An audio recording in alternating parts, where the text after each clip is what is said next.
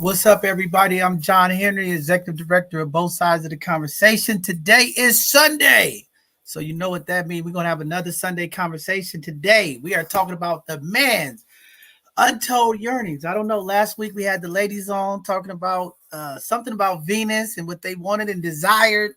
Today we got the fellas. Next week we bringing the fellas in, the ladies together to have a conversation about reconnecting, re-energizing those love connections or those connections that we need. I don't know. It's gonna be some great stuff. We got a few fellas that are stepping in today to be a part of today's conversation. I hope it's intriguing. I hope the ladies are listening out there. I know they in the chat. They ready for war today. But we should have a great conversation. I think it's gonna be very powerful. It's also good to hear from the brothers what's going on, tapping in. Also, want to give a huge shout out to our team for just showing up for community, continue to impact community. Want to give a big happy birthday, 102 years young, to Miss Irene yesterday, as we showed up to uplift and celebrate her. Thank you to our mayor, all of the amazing community folks that came up. When we talk about living legacies, we talk about our elders in the community showing up, giving them respect, making sure that they are acknowledged and uplifted. Yesterday,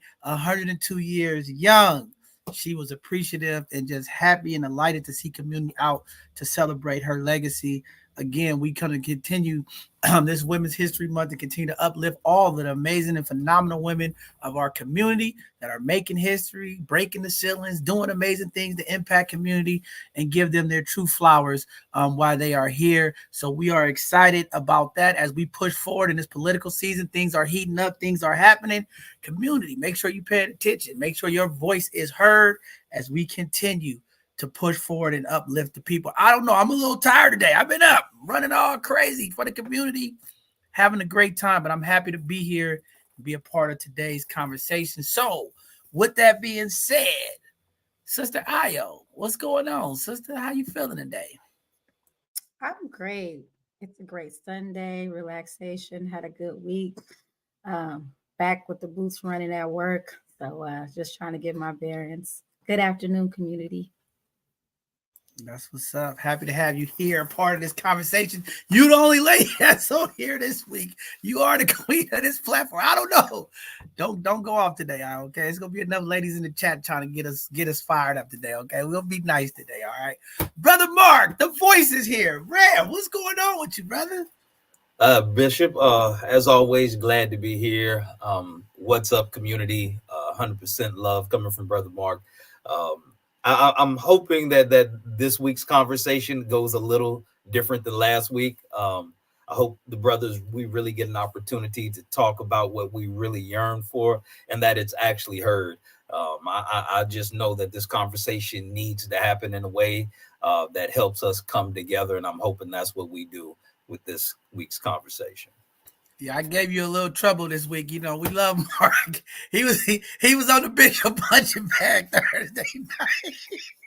I was causing trouble, okay? Y'all forgive me. I was having a moment. I wasn't in my right state of mind. I don't know what was wrong with me. But it was great.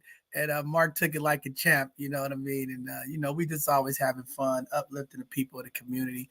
Thank you, Mark, for all you bring to the conversations, to the platform, to the people.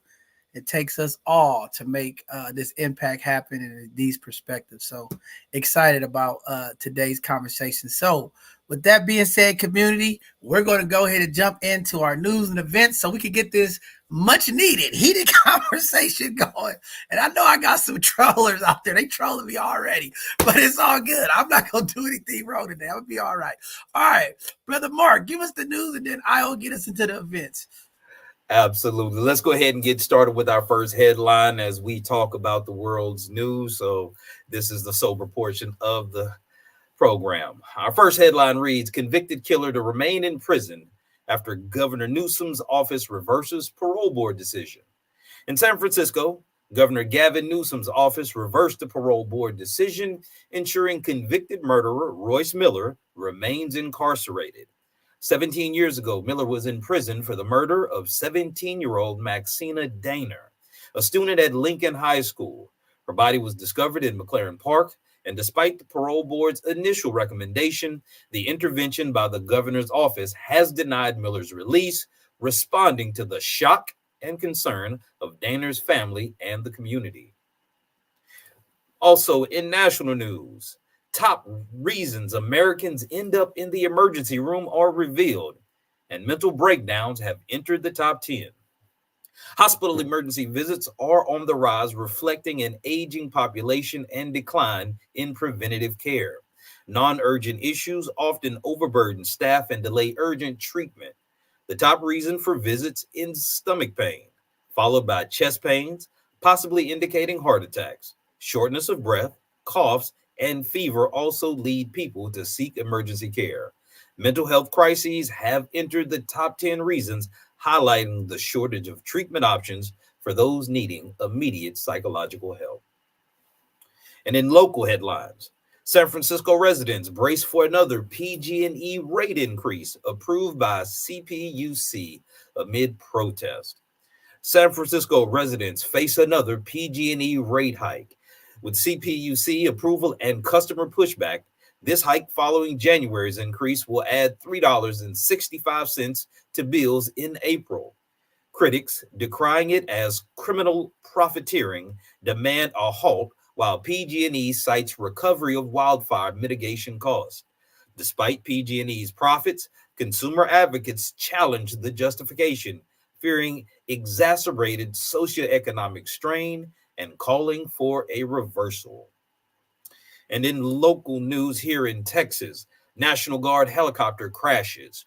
3 killed, including 2 soldiers and 1 U.S. border agent.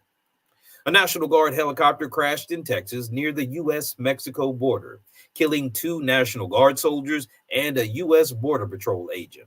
With another soldier critically injured, the UH-72 Lakota helicopter was on a federal border support mission near Rio Grande City when it went down around 2:50 p.m. Mountain Standard Time. The cause of the crash is under investigation, and the names of the deceased will be released once families are notified. Tributes pour in for the fallen soldiers and the agent. And that will do it for our news. I'll turn it over to you, Sister Ayo, so you can take us to the more enlightening community events. Thank you, Mark. The Black Female Project presents wellness techniques from the West with Tavita Bass, virtually March 13th, 5:30 p.m. to 7:30 p.m. Join parents for public schools of San Francisco's learning sessions. Topic, Opportunity Gap. Must register learning sessions Thursday, March 14th. Announcing SF Peninsula Alumni Chapter Delta Sigma Theta, Inc. College Scholarship for African American Female High School Seniors. Minimum 2.75 GPA. Apply by March 15th. Join the Society for Culture Advancement for Rise and Thrive, a free community impact event on March 16th, 1:30 to 4 p.m. at the AAACC. Focus on financial empowerment, home ownership, entrepreneurship, wealth building, and investing. Refreshments will be provided. Discover the essentials of home ownership at the SFHDC Home Buyer Workshop on March 16th, 10:30 a.m. to 5 p.m. with Linda Brooks Bayview Library. Food and drinks available. You must register. Join parents for public schools of San Francisco's learning sessions. Topic, Teacher Retention. Learning sessions, Monday, March 25th. Join parents for public schools of San Francisco learning session. Topic, Social Emotional Learning. Learning session, Tuesday, March 19th.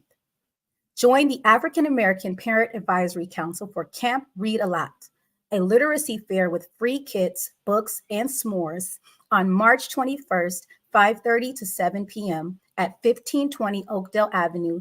Dinner will be provided. Attend a reception with Mayor London Breed on Thursday, March 28th from 6 p.m. to 8 p.m. Support the re-election of San Francisco Mayor London Breed.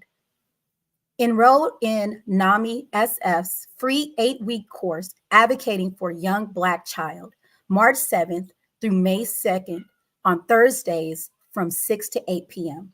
Boost parenting skills and system navigation for Black youth. Announcing the Mr. Q 2024 college scholarship in remembrance of Life and Well Lived scholarship for high school and college students who are interested in public health or related fields. The deadline is March 31st. Participate in the Spotlight of the Arts by California Lawyers for the Arts for Multidisciplinary Arts Training. Open 14 through 17 youth of San Francisco. Priority for low-income youth. Apply by April 1st. River of Life Church is accepting signups for River of Code Spring Sessions 2024 on Mondays and Wednesdays until April 3rd at 4:30 p.m. at the River of Life Church. Learn computer skills, coding, and building and engineering. Join YCD Bridging the Gap and Bay Area Desperados for WAGA 19, the War Against Gun Activity 19-year anniversary, on April 13th, 10 a.m. to 5 p.m. at the Bayview Opera House. All ages welcome to live entertainment and food. Apply for Bayview Legacy Foundation scholarships and stipends available. Apply from March 15th to April 29th. Details at the link below. Mark your calendars for Hip Hop TV's first annual Fashion and Art Gala 2024, honoring Chantel Herden on April 27, 6 to 9 p.m. All proceeds will benefit Chantel's children. Gain financial aid with Suchi USA Scholarship for high school grads and undergrads, selected on the basis of their financial needs, academic achievement, and community involvement. Join the Neighborhood Emergency Response Team, NERT, for full training March 26th through May 1st, 9 a.m. to 1 p.m. at SF Fire Department Division of Training. Tickets at Eventbrite. Attend Estate Planning 101 with HERA, second Thursday monthly, February 8th through June 13th, 12 p.m. to 2 p.m. at Booker T. Washington Community Service Center. Registration is required. Opportunities for All offers career exploration and workforce development for San Francisco youth and young adults, ages 13 to 24, living and or studying in San Francisco. 2024 summer opportunities, programs, and camps for K through 8 kids. Over 160 options for learning, engagement, safety, and health. Ready for fall school. Dreamkeeper Initiative announces Kids Summer Camp at Prince Hall Community Learning Center for grades 6 through 8th. Free admission June 10th through August 2nd.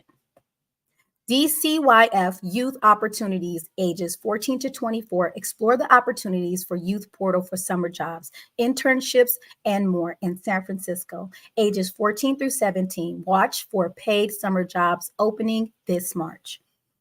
SOA's City is Mine Tech and Sports Camp, April 2nd through November 26th, various times and locations, ages 7 through 16. APRI is hiring a community innovation lab site manager. To apply, please see the link below. Kids in the City presents Hair 101 workshops, Saturdays, 1 through 3 p.m. at Chase Center. Youth 7 through 17 learn about unique hair, supplies provided.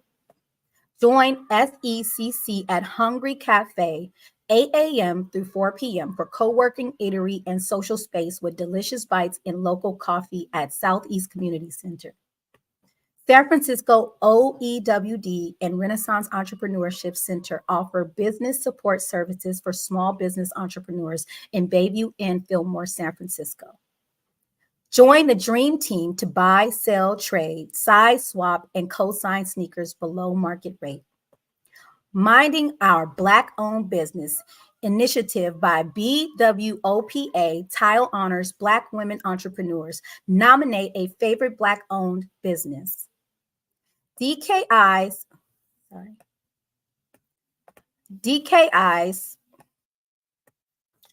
Senior Home Repair Program offers up to $50,000 forgivable loan to low to moderate income senior and or disabled homeowners in distressed San Francisco neighborhoods.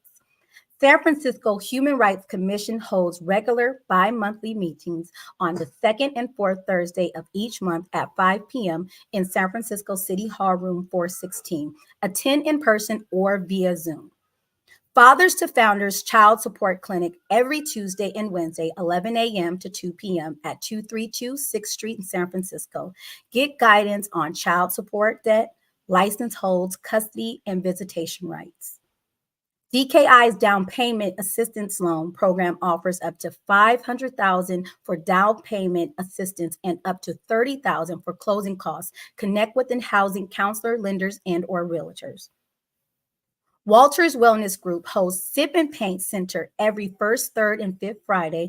Unwind and set the tone for your weekend, fueled by tea, creativity, and grounding, hosted by Dr. Kathia Walters and her team. Join Fathers to Founders for Fatherhood Reimagined Therapy Group every Tuesday, 6 to 7:30 p.m. Food provided. APRI hosts youth workshops, job referrals, resume building skills, internships, networking, and community services. Fillmore's Friday Night Market, every Friday, 4 to 9 p.m. on Orfeo Street between Fillmore and Steiner. Live music, food, vendors, dominoes, prizes, and fun. Vendor booths are available. Ongoing vaccination site offers COVID-19 booster for monkeypox antiviral pill. See times and locations below. The Community Living Room offers free breakfast and grab-and-go lunch Monday through Friday at City of Hope Cafe. San Francisco Office of Financial Empowerment offers free confidential one-on-one smart money coaching, financial guidance in English and Spanish, available to anyone living, working in San Francisco. Be a mentor with San Francisco Unified School District, Mentoring for Success. Sign up to volunteer as an individual or group mentor district-wide. Would you like to promote your business, nonprofit, community impact? Sign up for our Hidden Gems show. Share your expertise on Educational Thursday or be a panelist on our Sunday's conversation. Keep up with both sides of the conversation's latest shows and community outreach events. Follow us on all social media platforms. You can also subscribe to our newsletter at bsotc.org. BSOTC welcomes volunteers to join our mission to uplift and support the community. Make a positive impact. Become a volunteer today.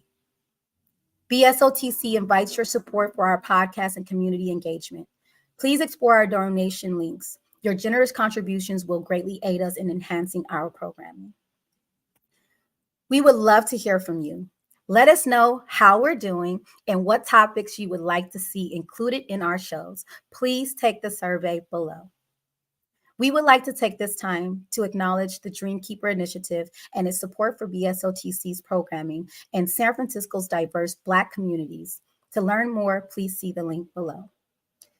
Join us this Tuesday at 7 p.m. for our Hidden Gem show, as well as following Educational Thursday this Thursday, 3:14 with General Parker and Paula Dufat, as well as our next Sunday's conversation, When Venus and Mars Collide.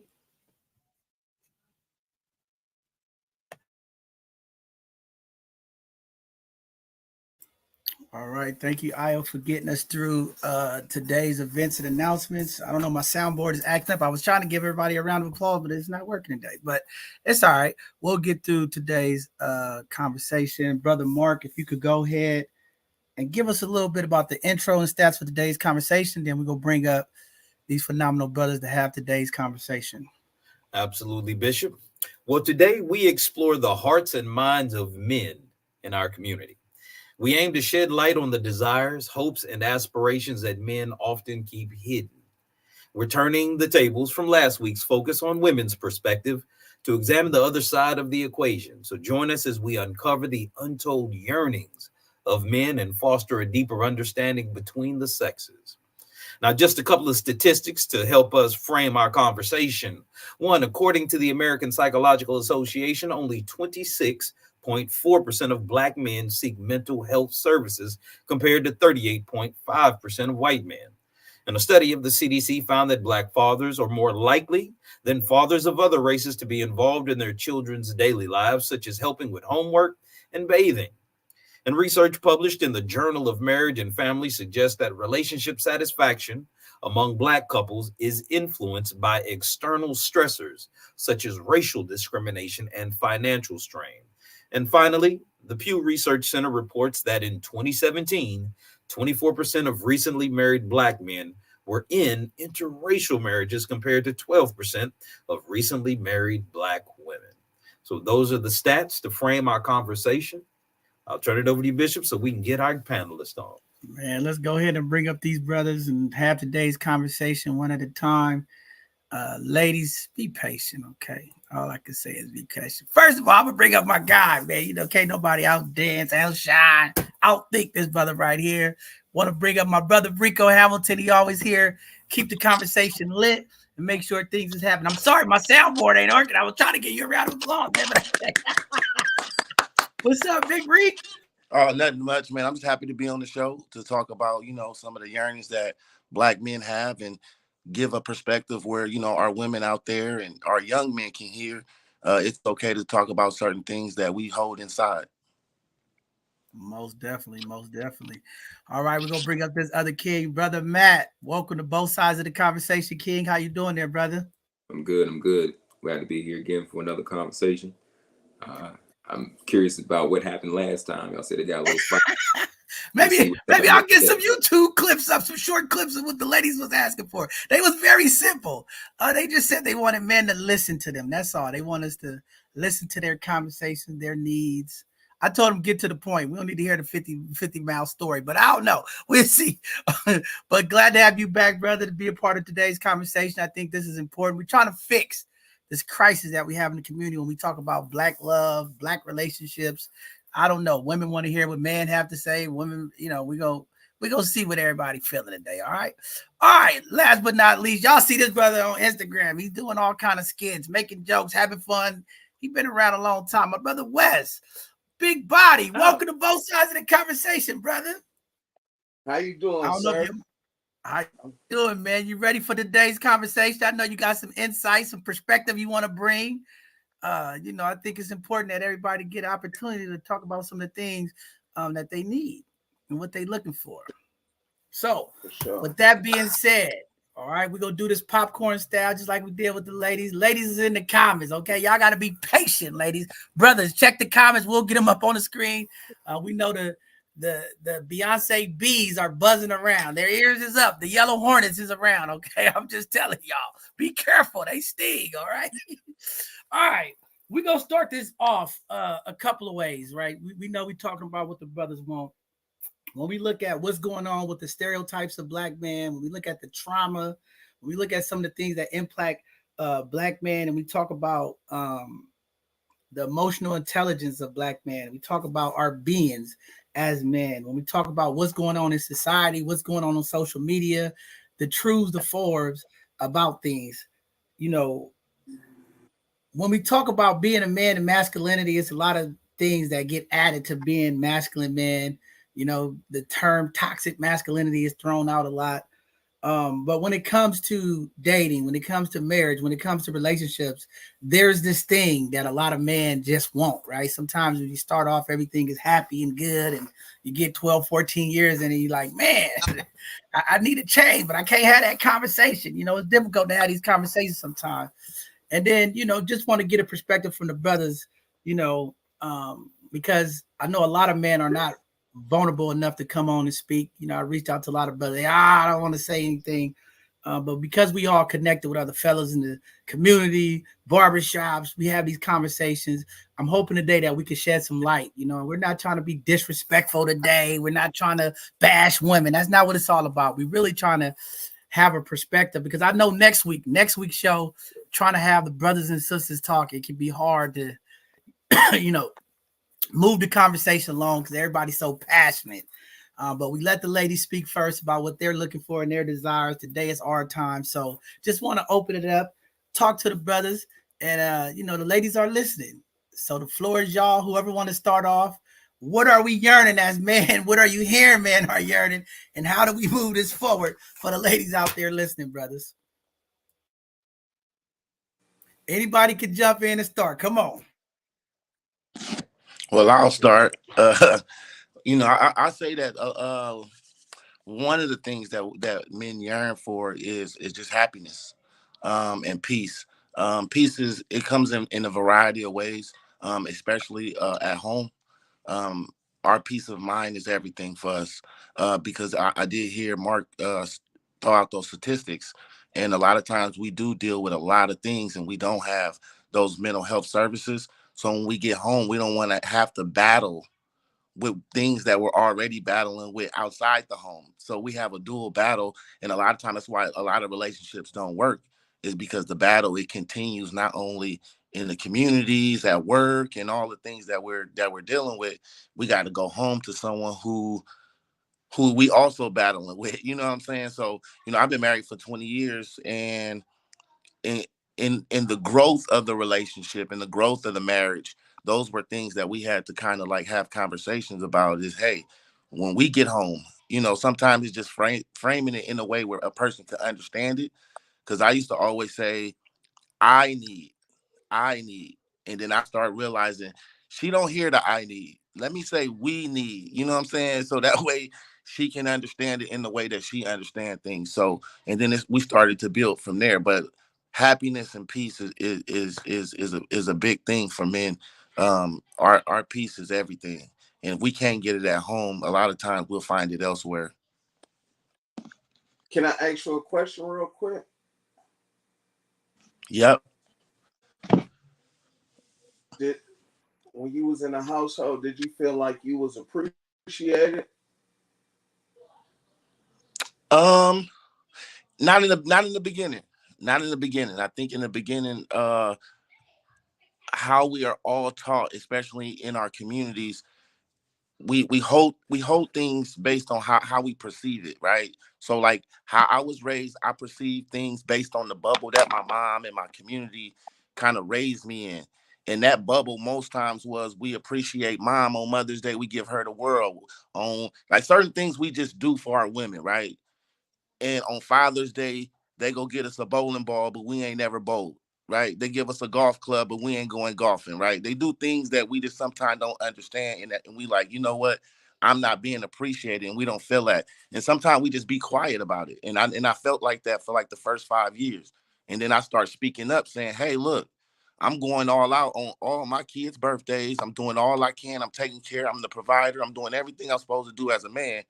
I want to feel appreciated. Yeah, You know what I mean? It took a for while for sure. it to click, but now I feel appreciated after a while. But that always, I think it always happened because we're programmed to be a certain way until we could speak up and say, hey, nah, I'm not dealing with this.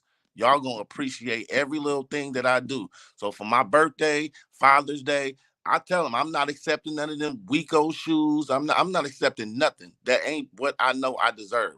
And then I give it back to them and tell them try again. I'm sorry, but I have to do it that way so that they know how to appreciate me, and they know how to be appreciated when they become older and they get into relationships. That's good. Can I me me I was raised with a father. You feel me? I had a father and a grandma. So my mama was on dope.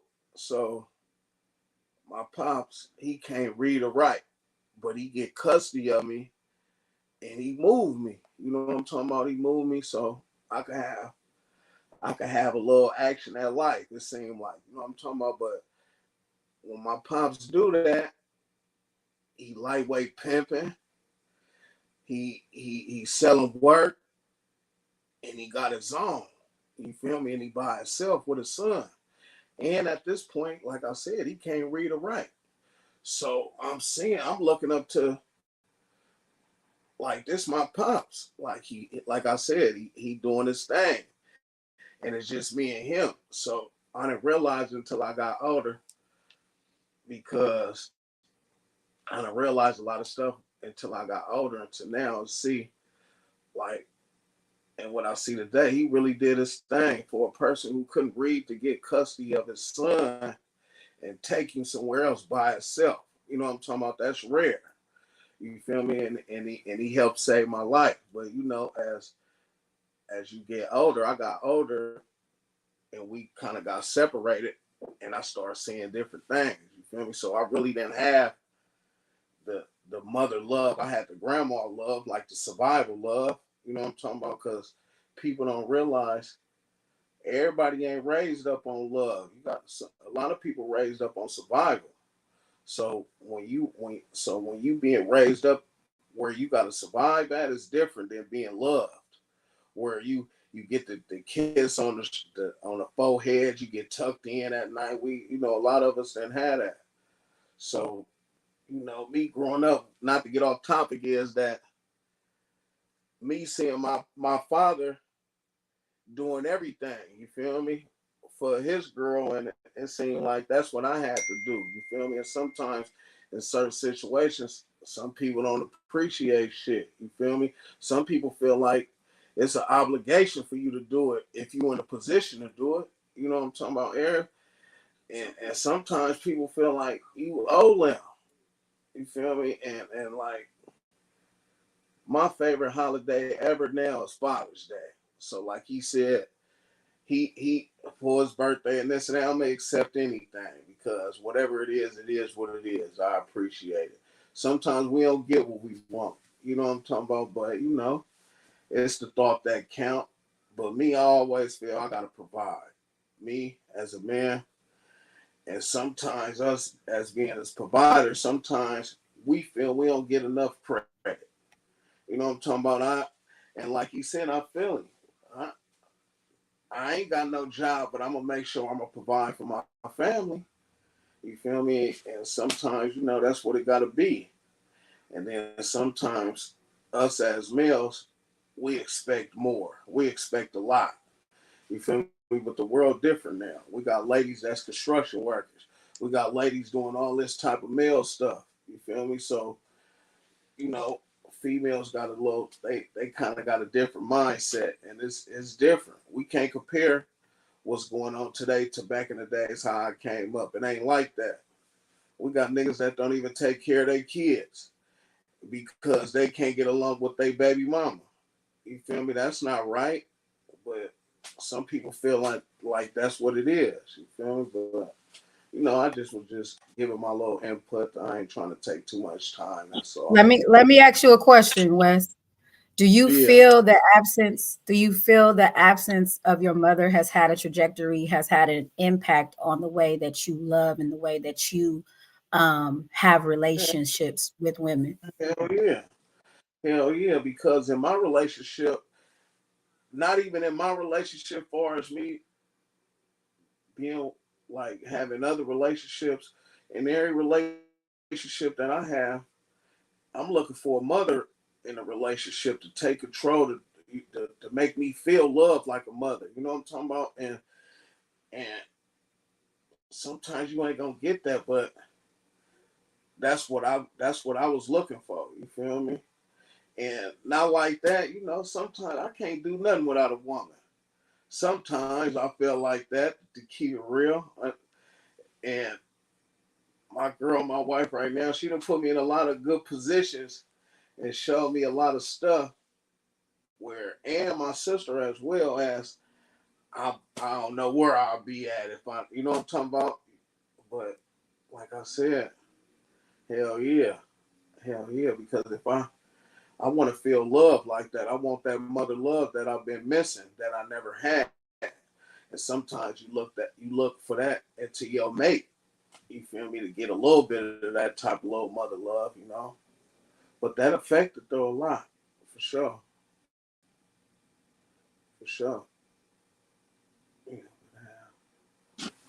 Yeah, Go that ahead, goes. Matt. Jump in there, Matt.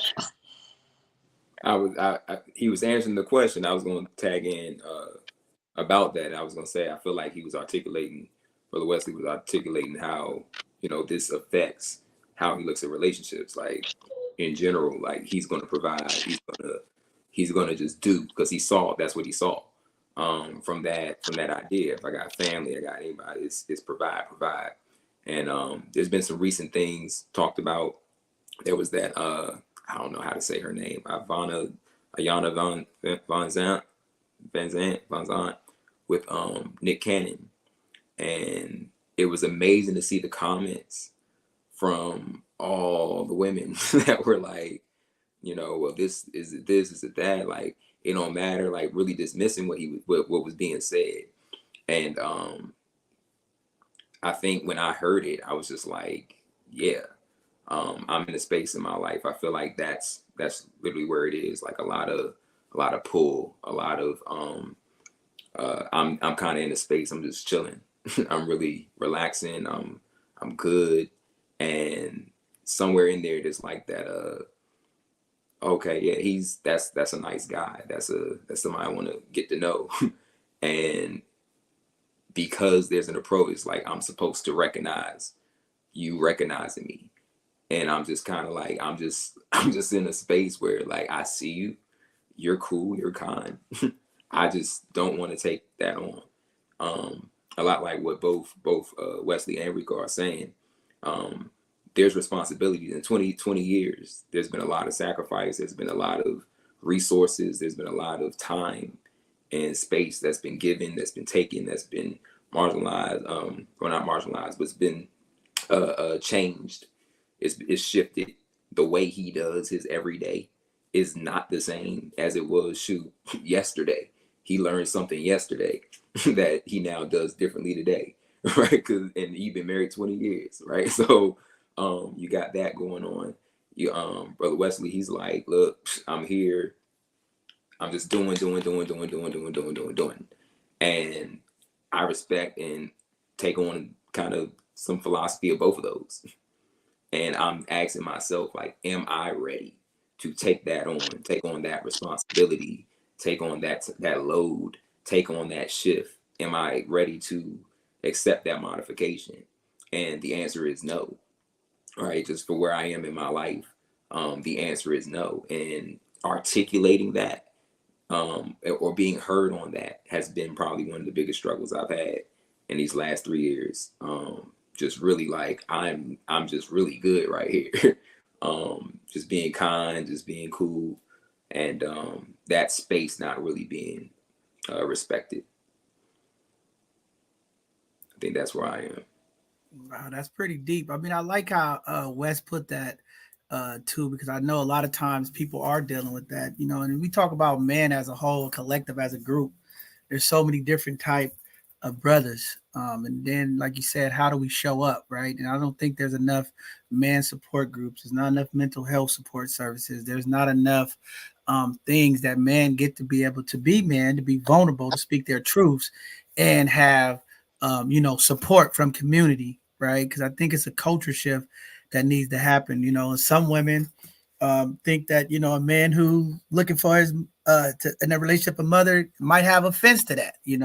I don't want to be with a guy that's looking for them. I just want to be your wife, or I just want to be your girlfriend. I don't want to be your mother. But then how do you fix that? What about the women out there that's abandoned, dealing with abandonment issues, don't have their fathers and things of that nature? Like, how do we fix that part of it? Because, and I know therapy is the big part of it, right? Because we got to deal with those traumas and some of that stuff that's impacting us as young men and women of the community. But I think that's a very important, part of the conversation, because like, how are we leading as men when it comes to finding that mate? You know what I mean? And if that's what brothers is listening or wanting, how do we get the women of the community to have that understanding? So I think the communication definitely has to be better. There's a part of intentional focus that needs to happen and things of that nature. But let's wait. If I jump in here, Bishop, and all three of the brothers have really brought up some really good points, because we're not a monolith as men. Particularly in our community, we face some unique historical challenges that make what we're really yearning for even more complex, because a lot of us as men, particularly as Black men, I think what we really want is to be seen completely as human beings, because there's a large part of our society that only sees value on what we can produce, our output, what we can contribute to the quote unquote capitalistic system, whether we're from slavery, how much cotton we could pick, to now how much money you can make. And our worth and our value is not even being attributed to our character or our humanity. It's what can you do for me as a man? And even amongst ourselves as other men, we don't have any grace or any mercy. Like, bruh, if you ain't getting it, it's like man up is the attitude.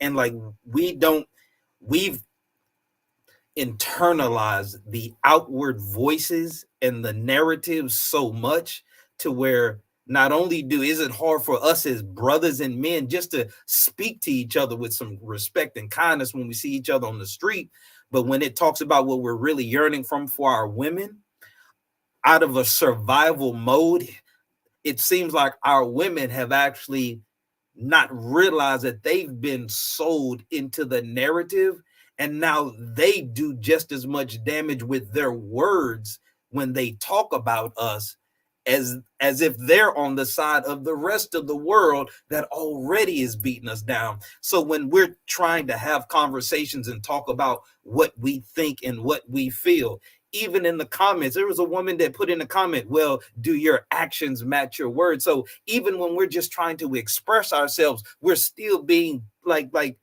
tested. And it's like, where do we have a safe place as men to be fully seen and not be attached to what we can produce or what action we correct? And I think we're just yearning to be seen as entire whole human beings who've been through things, who have feelings, who have faults, but also have aspirations and dreams to be better. And we are works in progress. And to have a woman in particular who can understand what we've gone through, because again, as Black men, the trauma that is still in our DNA from knowing that 150 years ago, or actually less, there was a time where as Black men, we didn't even have the power to protect our women, and our oppressor could literally come in, take our wife, our daughter, do anything they wanted with them. And we had to, if we wanted to survive and stay alive, we had to stand by and watch. And we feel that in our DNA now when we're struggling financially to provide. And then our women are telling us, even if they got the bag and we could come together and build, they'll tell us, well, if you ain't got a bigger bag than mine, you ain't worthy. And so we're having to fight all of this and still try to feel worthy to learn how to love ourselves so we can properly love our women and children. And we're trying to be seen in the midst of all of this. Brother Mark, I think God must know I'm getting triggered because my mixer's working again. I'm finna blow up this spot. You know what I'm saying? It's shots fired all over here. It's about to be shots fired all over. I see these comments and these ladies there. See, I knew the ladies was coming for the smoke. See, I was trying to be patient and cool with these ladies. But I guess they want me to act up. So now we got to act up, fellas. It's time to switch the conversation. We're going to answer these ladies' questions, okay? Because I keep hearing it. And this question up here, if men are not ready for a relationship, it's okay for women's response to say, let's wait for intimacy until you're ready. All right, let me say this. Ladies, while you date, is it okay for a man to hold his wallet and not take you out and spend his cash on you for until we're ready to have that conversation? Because see, all y'all want to do is talk about intimacy, but we know it's a lot of things that women are expecting before a relationship. So what if we hold our wallets? How about brothers? Let's hold our wallets and not take women out on dates, and let's just have conversations and get to know each other. Why we got to take you on all these expensive dates and do all of this stuff that you guys want? How about that? That's my response to that, because I always hear this about, oh, man ain't ready. Listen, everybody wakes up looking for yarn. Y'all hear the brothers on here. Everybody's yarning for love, okay? Everybody's looking for something. We all want it. It's naturally in us, right? It's how we get there that determines everything. But, you know, my thing is this. I think I just need to hold the wallet, okay? Let's not do nothing for these queens out here. Let's have a base playing field, okay? Y'all don't want intimacy. We don't want to spend money on you. We just want to sit down and have a conversation, go walk on the beach. Let's waste 90, 60 days trying to figure each other out. Y'all take away y'all responsibilities that y'all looking for, and we'll take away ours. And let's see how far we'll get with that, because I think that's the problem. Women want men to be a certain way, but then they don't want to be a certain way. So I think we should do that, fellas. Let's not take them out on no expensive first dates. Let's not take them out on no dates. Let's not buy them no flowers. Let's just talk. Let's go for a walk on the beach. Let's just go do something that don't cost nothing for neither one of us until we feel like we're ready to have those other conversations. Then we pull out our wallets. What y'all think about that in the comments? Go ahead, Wes. I want to chime in because I was the one that was stating the part about, like, you know, being in a space where I'm not trying to do that. The answer to the question is yes. That's okay. I feel like that's okay, but I feel like from where I'm coming, I'm at the very beginning, right? I'm at the very beginning. And, you know, from the very beginning, I think that gets challenging. But I also don't really have a lot of expectation when I meet somebody, I get to know somebody. I don't have any, I don't go in like, well, they got to do this, they got to do that, they got to be that. The note that I made when I was hearing what everybody was saying was authenticity. I think everybody needs to be able to show up as their self. I think everyone needs to be able to accept people who show up as themselves. And I think people need to have space and grace to accept who they meet. I think that's where a lot of clashing happens. Like we show up, first of all, with a disguise. I hate dating, first of all, because dating is the opportunity for me to show up in a way rather than me just be who I am. I meet you somewhere. I met you at the bookstore. So now let's set up this time where we're going whatever. Now I'm like, hey, what's up? How you doing now? I'm talking right now. I'm getting to know you right now. And I'm getting to know whether I really want to take you out or not. I didn't heard you talk. I done heard you, whatever. I heard your response to something.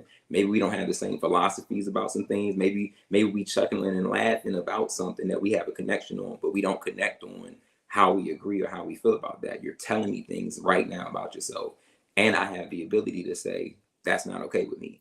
We can be cool. We can go out. I can buy a meal because I'm not buying a meal to do anything. I'm buying a meal because we went out and I just buy a meal. Going back to what was being said, what's your name, my brother, Wesley. Wes was saying about, you know, the expectation. I grew up in a model where I did not see my mom paying for food, right? I mean, she would. I just didn't see it, right? An environment, my dad was doing a lot of things. He was a pastor, but he was in community. He was in all types of stuff. And I just saw him and his companies and things taking care of the bill. I'm hosting. I'm a host. I'm a server. As a minister, I'm a servant leader, right? Like I'm serving. So if I invite you out, one of the rules are if you're invited out, they're paying. So if I invite you out, I say, hey, let's go grab a bite right now. I'm not asking you if you got money for a bite. I'm saying let's go grab a bite. So are you available for a bite to eat? Right. So now when I get there are all those comments say, oh, we split the bill, you know, all that. Nah, why are we talking about that? Like, I invited you out to eat. I wanted your time. I wanted to get to know you with no expectation. And I think both women and men come in with expectations. I'm here. He did all of this. Now he must think, nah, how about he did all this? And that's what it is. And until he states and communicates otherwise, that's what it is. I got a question in regards to, you know, you guys going out, right? Some men feel emasculated when a woman offers to pay. Now, it doesn't matter if who asks who out. If she actually offers and says, I got this one, how does that make you feel? Because I've had the experience where it's like, we had a great time. I'm feeling great. I got this one. Come on. You showed me a great time. Let me pay. And they like, you get the look like, put your wallet away. But every time I'm going to try and pay. That's just because of who I am. And it is hard now, especially right now in this era where it's like, look at women are all about this. What can you do? What can you do? Because they've gotten that in their head because of exposure to the social media and the clout and all those things. So when a woman goes out with you and she actually is like, you know, I had a great time. Thank you so much. Let me pay. Do you let her pay? How does that make you feel? No, we don't let them pay because we real men, okay? Real men don't allow them to pay. But I will say this. So wait. I will say this. Let me answer your question. You hold your wallet, and if she says she don't want intimacy, that contradicts what you're saying, John. No, but hold on. I'm gonna say this. When a real man, experiences that a woman say I want to pay, first of all, it's shock. Okay. because majority of the women out here not offering to pay. So I think we like in shock, right? I don't think it's emasculating the men. I just think we in shock, like, wow, you want to pay, right? So it's a different understanding, right? Now, granted, I think if you're dating for a while, you know, and it's like, hey, you take care of it, you know, okay. But I think initially most men want to be that provider. That's what we're there for, right? We're that provider. We want to take care of our ladies. Now, if a brother's in a financial situation or maybe things aren't going right, then yeah, you know, it's a different conversation. But most times it's a shock thing, Io. I mean, you can ask all the brothers on here. How many times have we just went out on the first date, second date, and the girl just, I'm gonna pay for it, right? They sitting there like, yeah, you got this. I don't know. Go ahead, Wes. Hey, what I was gonna say, it's different now. It's different now. Like, you know, some females, they don't work, they ain't worried about paying because they got their own and they doing all right. So by them paying, it's nothing to them. You feel me? They ain't looking for that. But you got some females thinking they gonna get some later down the line because they feel they gonna pay for this one, and it's all good, and and and it's gonna be later. I'm gonna get it some bigger, better down the line. You feel me? Like I said, it's always a motive, and you never know. But like, damn, I forgot what I was gonna say. No, you man, you all right, brother West. You good? Because yeah, he man. touching on the Rico, truth. jump in there, Rico. Hey, real men pay, man. All that worrying and other stuff, whatever don't come out in the wash is gonna come out in the rinse. So no matter what, as long as y'all building the whoever our expectations, we whatever expectations we putting on each other, our motives, they all gonna come out eventually. Sometimes it's sad that you go weeks in trying to date somebody and you find out and you like, damn, I wish this would have worked. But at the end of the day, like a lot of this stuff be anecdotal. Like we put our own personal experience and perceive it to be actual fact when most times it's not fact. There's a lot of good black men out here. The problem is black women ain't picking the good men. They don't want the good man. I'm gonna be truthful. Like the good man ain't as attractive to compared to the bad guy, the Fonzie. You know what I mean? Like it's the Fonzie effect. If you ever, I mean, I'm a little older, so the 1 o'clock, 2 o'clock rock, you know, the one that had the biker jacket, he had all the ladies. Yeah, that guy, right? So right, right. So he the one who's most attractive. So a lot of times this ladies just picking the wrong dudes. Like there's a lot of good black men that's out here that's willing to lead a woman in the right direction. You know what I mean? So I think a lot of times it's like an anecdotal perspective. There's no good men. No, you just can't find a good man because what you're attracted to isn't good, right? Like you want the forbidden fruit opposed to the good fruit, right? So a lot of times that's what it really is. It's not as deep as we perceive it to be. You know what I'm saying? It's just really, are we taking personal inventory to be the best version of ourselves every single day, right? And most times we not. This is me. This is who I am. Yeah, that's you, but you really ain't good even for you, right? So are you working on yourself to be good, right? So I think a lot of it is really just working on yourself so you can just be that best version of yourself and you'll be blessed with whatever you need. You know what I mean? Like I was lucky. I kind of lucked up, you know what I'm saying? And end up finding the woman in my life young, you know what I'm saying? So of course we have our ups and downs, but a lot of it is her femininity and how she rests in it. You know what I mean? Like she really rests in her femininity. You know what I mean? And I bask in my masculinity, and we don't compromise those. Like I can't be feminine. You know what I mean? I don't want her role. I don't even take that role. I don't even accept it. If babe, can you? No, I'm not doing that. And then vice versa, and we coexist, and I understand her feminine nature and she understand my masculine nature. And sometimes those roles they get reversed because what society teaches us. Society teaches us that black women supposed to be strong and this and that. And a lot of times they become that masculine energy. And I ain't gonna lie, no man wants a woman that has masculine energy. Period at all. If you bask in your femininity, it is so attractive to a man. Like, oh damn, she hella attractive. It's just something about her, and we can't even articulate what it is. It's just her feminine nature is like, damn, she's sexy. You know what I mean? So I think a lot of times it's that, and we're taught a lot of young men right now being taught to be feminine. You know what I'm saying? And a lot of women ain't even attracted to that, and then vice versa. So you got a relationship where the woman is the man, and the boy and the young brother is the female. You know what I'm saying? And all he used to is being taken care of. So now he got a mama. You know what I mean? So those relationships become driven like that. Like she give him the key to the house. She put it around his neck like how she do her son. She give him a PlayStation, keep him in the house and buy him some weed. You know what I mean?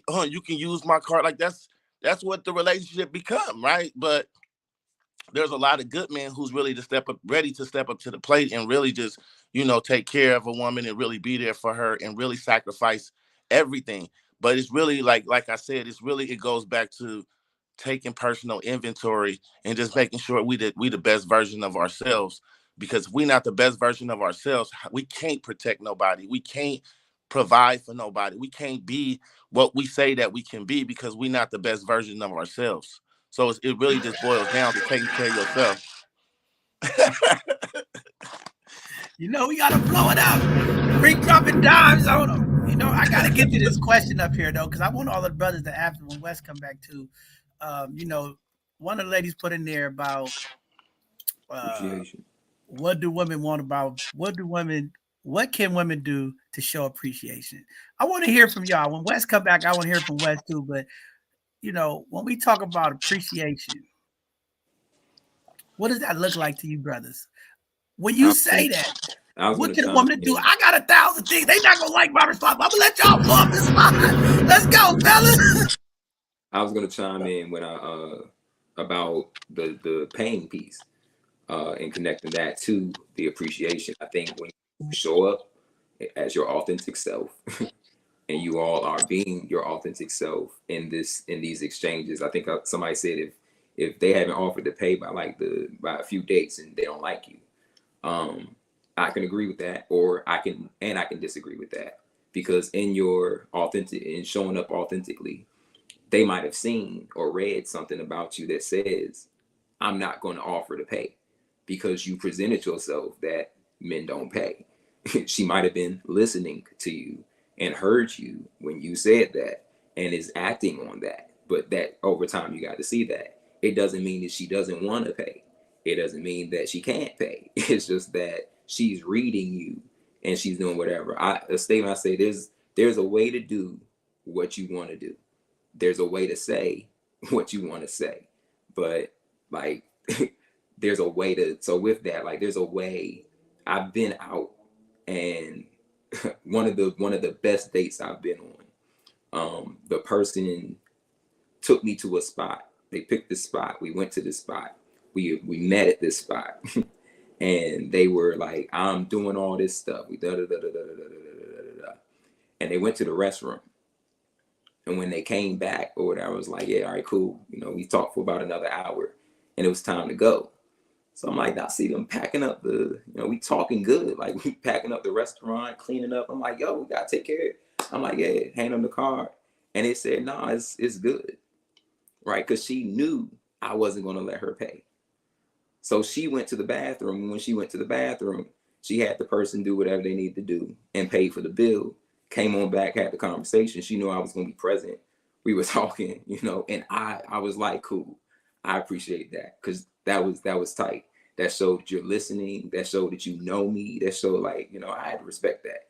It's like, all right, cool. You got smooth with it on me because you know who you're dealing with. So I think in that you can show your appreciation by appreciating who you're dealing with, listening and doing those things. You can pay for things. Maybe you can pay for other things, right? Maybe there's something you can show up for them with, right? I'm a busy guy, but I'm also a homie guy. I can cook, I can clean, I can take care of myself, right? But I'm also not looking for you to do that. But you can also be communicating to me that you don't do some things that I might could use some load lessening on, right? And so then it becomes again back to that evaluation where I accept the person that is, rather than this person gotta do if they going, it's hey, this, I just noticed as we've been flowing, there's some things that as you pay attention to, it's not happening, right? And maybe that's just not who you are, right? But we could talk about that. But I also don't want it to be a training session. Like I'm trying to train you into being something you need to be here. Like, nah, maybe we can just accept this is not who you are, or we need to have a conversation. You didn't notice, you did, but it's just how we feel about some things. That's how you show your appreciation, showing up and from listening. I like that Just perspective. reciprocated effort. I think you're giving a little both sides of the conversation. Well, I'm taking the other approach. Shots fired from me, okay? I'm gonna tell you what not to show appreciation, okay? Show up on time. Don't be pulling up 30, 40 minutes late on the day. That's some appreciation. The guy asks you out, show up on time. Secondly, don't be combative, okay? Watch your tone. Be soft. I want soft season right now, okay? We women out here talking about what's feminine energy. We'll give you the definition. We want soft women. We want women that's a little patient. You want to show some appreciation, be patient. Okay? When we in the restaurant ordering some food, be patient. All right? When we kicking it and we having a good time, having a conversation, have some understanding. Okay? That's showing appreciation. All right? Say thank you sometimes. Sometimes say, yeah, no, let me stop. Say first. Cotton candy. I'm gonna pass it on. Go ahead, Rico. Hey, yo, John, we are very simple though. When you really think about it, like we super simple. As much as we give out, like we give the world, especially when we do find the right ones, to our children, to everybody. I think what we really love is like thoughtfulness. Someone just to be thoughtful, to think about certain stuff at a certain time, to make us be like, okay, yeah, that now she appreciate me. You know what I'm saying? Like them times when the wifey come in and rub my back, or she run me some water. She know I had a hard day. You know what I mean? She rubbed my feet. This is the simple things. I think sometimes it's just those simple things to show that the thoughtfulness is actually what we appreciate the most. It's not even nothing extravagant or super big. It's really just them simple little gems that that really showed the appreciation. Like it's that thoughtfulness. Like wow, that was very thoughtful. You know what I'm saying? Because sometimes I know, like, I have a 19-year-old, and he's into dating, and literally, like, the young women, like they so into they self, they can't get out of that. You know what I mean? And they stuck on who they are, opposed to just a little thoughtful stuff. And he like, Dad, none of them is thoughtful. I'm done. I'm doing this. I'm doing that. I can't deal with them. And I'm like, just be patient. Everybody isn't taught the way that you're taught. So don't just give up on everybody. You know what I'm saying? So, but I think that it's just the thoughtfulness sometimes is the best, is the appreciation. I personally like. I like that. Like, to me, that's the best. Just show me you appreciate me by just being thoughtful on the smallest stuff. A little note, a little card or something, just something simple. It ain't even nothing super extravagant. Just show me that you appreciate me. Rico, they got a question for you. They want to know, they want you to describe what feminine energy looks like. The gentleman that's married, since you got to talk about you, Rico. Well, I mean, feminine energy. My wife, she's soft. She acts like a woman. She cooks. She's clean. She's empathetic. She has compassion. So like in our household, she does all of the things that's of a nurturing nature. Everything of a nurturing nature. She don't want to switch roles with me. She want to be in that place that she's in. And it happened naturally. It wasn't me forcing it. It wasn't her forcing it. It just naturally fell in place like that. Right? Uh Also, when we speak, she don't yell. She don't she's never degraded me and called me out my name. It's just certain things she just don't do. You know what I'm saying? And to me, that's feminine energy. Like, she has an energy to, even at times when she is upset, to even be uplifting in her being upset. It's like, oh damn, I gotta think about this, because the way she came at me about it was like, damn, okay, that's real. You know what I'm saying? So I just think like feminine energy is just being able to bask in your femininity, and everybody isn't giving it. Everybody didn't see it. You know what I mean? Everybody wasn't raised with it. So I'm happy that she was, and I end up winning. I ain't gonna even lie. So and then we start, like, so in the 10th year we start looking at the marriage as a business, because I'm a Hamilton. She carry my name, and that's the brand. I'm the CEO, so I make all executive decisions. At the end of the day, I'm gonna make the final decision. But she got a great role. She's the COO. She handles all operations in the house, everything. And she the CFO because she's better with finances. But I make the final decision. So, but we had to start looking at it like a business so that we can grow. Because love gonna only get you so far. You know what I'm saying? In my opinion, it gets you just to a certain point, and then after that, what are we doing? You know what I'm saying? So yeah, so that's how I see it, John. I'm gonna blow it up for you. Blow it up for Rico. You know, I gotta Blow blow it it up. up. I'm looking at this feminine energy as, like you said, nurturing, soft, obedient, submissive. All of those things. I want a woman that walk like a lady, not walk like a man. I don't want a woman in her dominant energy. That's what I'm talking about. What feminine energy looks like. A woman that's always leading in a sense of, you know, I'm that princess, right? Even if she has a disagreement with me, she's operating as a princess. She's not acting real raunchy and she ain't acting combative. She just always in that. It's okay. We'll figure it out, right? The peace, right? That's that feminine energy look like that peace, that peaceful person that's looking for the softness to be exerted. Not all of this dominance. Too much dominance with these ladies out there.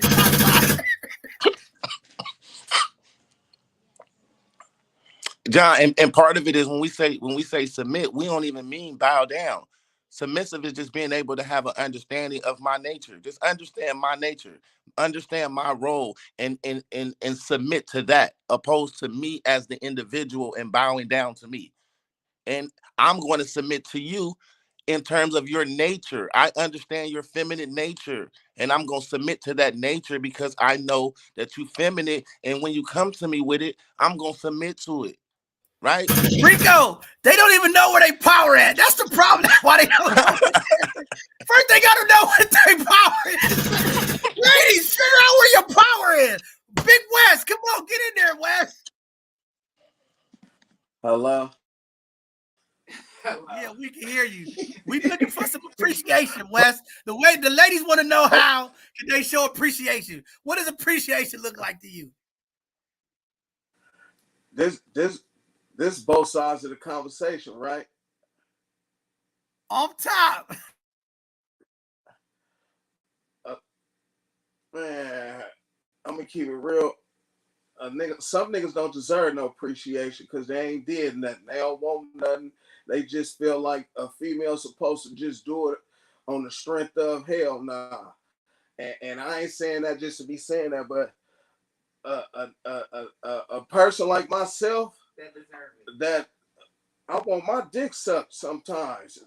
I'm not saying it like that. I apologize. I apologize for saying that's the appreciation I want. Probably right then and there. Not to disrespect nobody or nothing. Not you feel me? Not the. I probably said the wrong thing or said it the wrong. But if it's at good, that brother. point, and that's what you speak feel. the truth. You good. You good. My bad, John. You feel me? That's I need that right now. Or are we going somewhere? Because some people be different. Some people be different. Some people got that type of understanding and what that is. You feel me? My girl and then did a lot of stuff for me that I never knew about. Like she done put me on a lot of different stuff. So, you know, sometimes people expect different things. I don't want to go out. I don't want to go have a good time. You feel me? I just want to come in the house and do my thing. And we going to smoke. And then you going to fix something to eat and we going to chill. We don't got to go do nothing. You feel me? I done been at picnic. Like my girl took me and we had a picnic. You feel me? I ain't never been to no picnic with the family and had tuna sandwiches and chips and stuff like that. You know, that was different for me. You feel me? And certain stuff that I never had from never just growing up in life coming from a female and somebody show you that sometimes you just gotta ride it out. You feel me? It's certain stuff that y'all gotta understand. A lot of other people ain't gonna understand how y'all move, how y'all roll. You feel me? If y'all got that connection, you feel me? Like from earlier, today, like today is different. It's different from back in the days. Back in the days, you could get away with waiting 4, 5, 6 months to fuck or have relations or have sex. Back then it was cool, but today in 2024, like it's I'm gonna keep it real. I got a nephew. He going nigga. He'll fuck with a female. They'll go out to eat. He going to pay $600-700 for the meal. He don't give a fuck about fucking. He don't care about if he don't talk to you again. It's nothing. That's what he wanted to do, and he felt this self, and he had a good time. He don't care about the money. You feel me? You got some niggas. I ain't taking a bitch nowhere if I ain't fucking. You got some niggas. I ain't hell no. I ain't paying for that. You got some niggas like I'm gonna see if she gonna pay for it. You got some dudes like I'm gonna pay for it. Nah, it's nothing. So you got all type of different attitudes. You got different type of people. You feel me?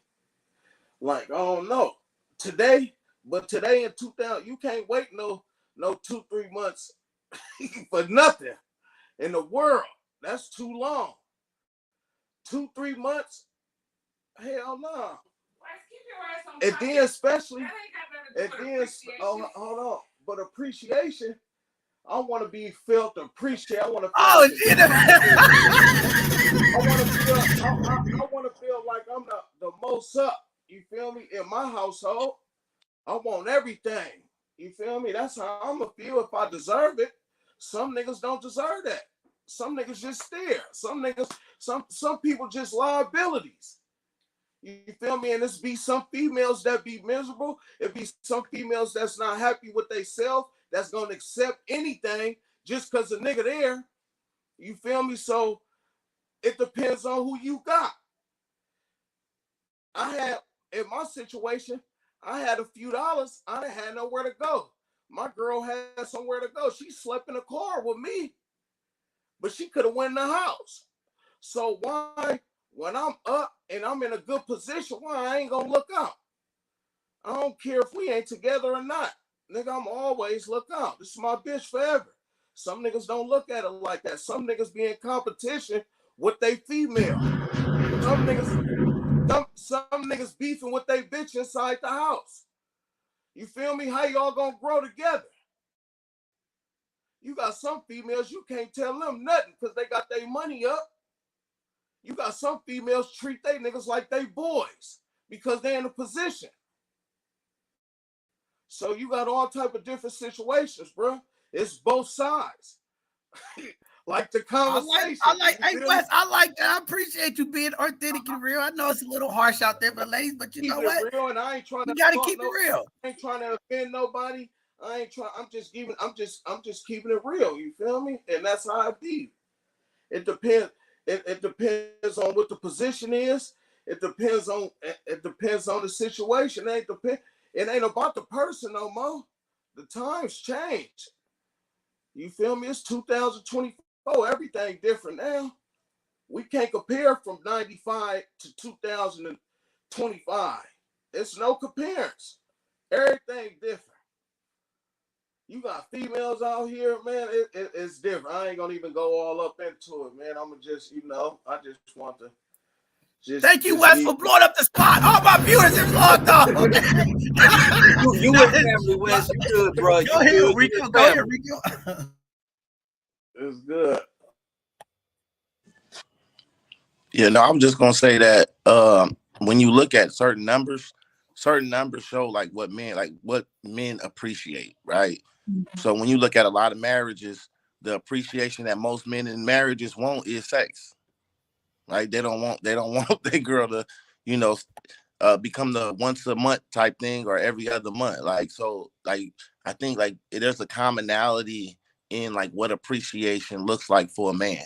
You know what I mean? And most times of course it's the simple things, but then also like Wes was saying, it's sex.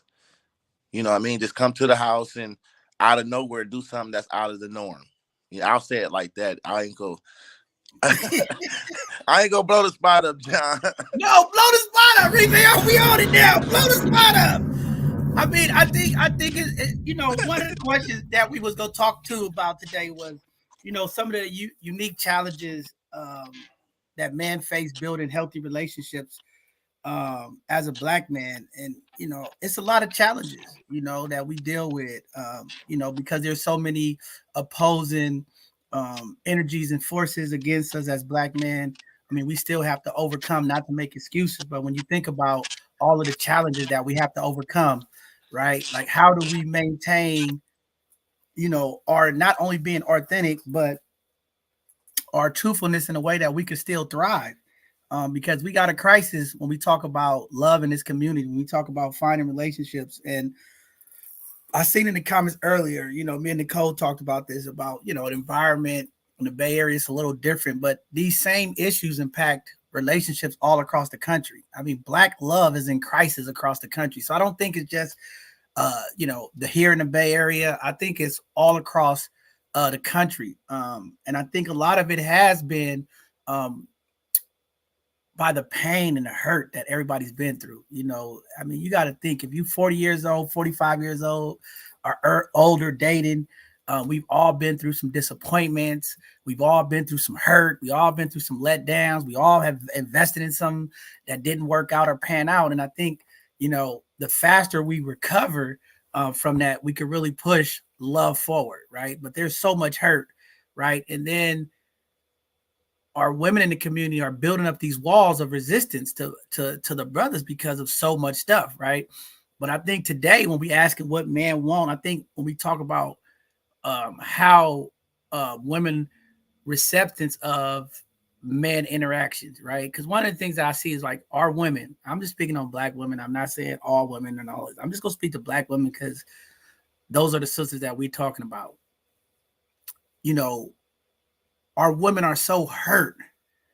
They walking around, they mean mugging, they just unhappy. Like, it's not a, and when you talk about being your feminine, it's like, that's what I'm talking about. The pleasantry of the women in the community, it's just so bad, right? Even if you're not trying to holler at a woman, they got a mug on their face. You say hi, they come off with attitude. And I think when we talk about the femininity that we're looking for, I just don't see it out there, Rick. You go out in the stores, everybody got an attitude. You see women, hey, I'm trying to ask somebody a question one time. She getting an attitude with me.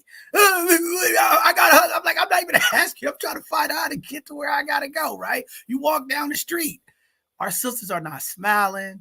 That feminine energy is like, when you talk about nurturing, it's a space of like welcoming too, right? Like welcoming, receiving. I don't see a lot of it out here. Like, everybody got an attitude. I shouldn't say everybody, because I know some women, but majority of the people. These are the kind of, interactions we have that also kill opportunities. I was listening to a podcast the other day, and the lady was talking about how, there's no man out there approaching us anymore. Nobody want to say nothing. But then you look at the majority of the women out there, you try to approach them, it's a lot of attitude, right? So that's also taken away from brothers reaching out, speaking, trying to have that dialogue and connection. You don't know where you're going to meet the good men at. Like you said, Rico, the average brother doing the responsible things, right? Going to Target, going to Costco, shopping. You run across these good men, you see these ladies in the grocery store, they looking at you crazy. Like, what you looking at? So how do you, as men, when we want that feminine, we want that energy, we want that energy to connect, how do we get our women to receive that? But I mean, I'll open up to Matt, because I mean, do you see it? I know Matt's on a different planet, but Matt, let me know, Matt. Are you seeing this? I'm seeing it. I think when you were saying, like, I don't think you meet that energy immediately.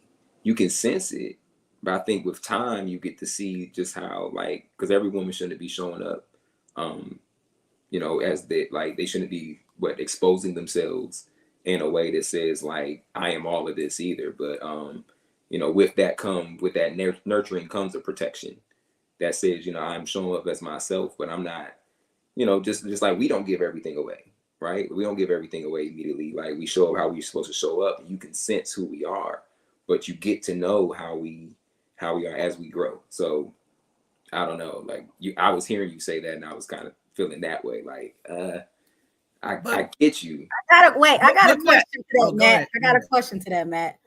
So I'm gonna just speak for me. I'm gonna be completely transparent. in my experience, I'm 2 feet in. And I recently had a conversation with my friend who's been married for 15 years. And she said, Ayo, you give too much. You can't show your hand. And I'm like, I don't know how not to be nurturing and be all of who I am authentically. Like, not to say right off the bat, I'm in love, we in a relationship. No, but that's who I am to my core. I am nurturing. You open my door, I'm reaching over to open yours. I'm listening and attentive. Like, I heard you say we at dinner, we doing something, but it's like the reciprocated effort. And I just want to be able to show up and add. So she told me, she was like, you got to give it in increments. Like, you can't just do all of that at one time. They don't want that. And I'm like, I've never experienced not being authentically me, like just genuine. I'm a giver. My heart is big. I am a humble servant. And that's who I am. So how do you, I don't know, like, how is it that, you guys want her to be authentic, you want her to be feminine, you want her to be all these things, but be reserved with some of that love No, and I think nurturing? there's a line, like showing up like that, giving like that, it being reciprocated in a way that lets you know it's received and appreciated and everything. Does that mean that, hey, you're going, you feel whatever y'all are going to be intimate tonight? Does that necessarily mean that you're just as comfortable? You could feel just as comfortable, right? You could be in that space where it's like, I'm reading this is good energy, but I'm gonna give it some time, right? That's a reserve too, right? So it's you're not really showing up all that, because you might be feeling that, right? Really be feeling that in that moment, but and that's why you're telling yourself, no, you're going to give it some time, because showing up authentically and being yourself and doing all that, you're still reserving this space and this layer and this level of this process. I want you to show up like that. I want you to let me know. Again, let me know that that's who you are. If that doesn't work for me, it doesn't work for me. If it works for me, it works for me, because it's so you're showing up and you're letting me know. I'm not gonna and I don't mean like reserve, like, oh, I'm not opening no doors or whatever, or we're not going to this restaurant until, like, let the, like, that's what I mean. Like, there's levels to how you about to show. I'm not about to. You might have all that. You're not about to walk me to my door. I'm in my apartment. You're not about to walk me there. I don't feel safe. We have not established a level or a barrier where I'm safe and comfortable with you doing that. I had a great time tonight. Everything was fine. We even shared a kiss. You're not walking me to my thing, right? Like, there's levels. Like, but if you're doing it, oh yeah, come on in, have a drink. Like, dang, all right, it's kind of quick. It's kind of, but like, she mad comfortable. I might look at this one or two ways. How comfortable is she like this? Hopefully more conversation has been had, and I'm like, this is just who she is, versus she on some game stuff. But also there's the moment of like just receiving. This is who she is. It could be calm, it could be cool. But just let it work out. Show up. But there are levels that I you're got a with. I got a question for you. Yeah, Not you. Not for you, Matt. Ayo. Yeah. So my question is, do you have a particular type? Intellectually stimulating. You got to be able to hold your conversation. Not a physical type per se, but I like intellectual stimulation. So, Okay. Then my next question would be, have you tried dating what's uncomfortable? yes.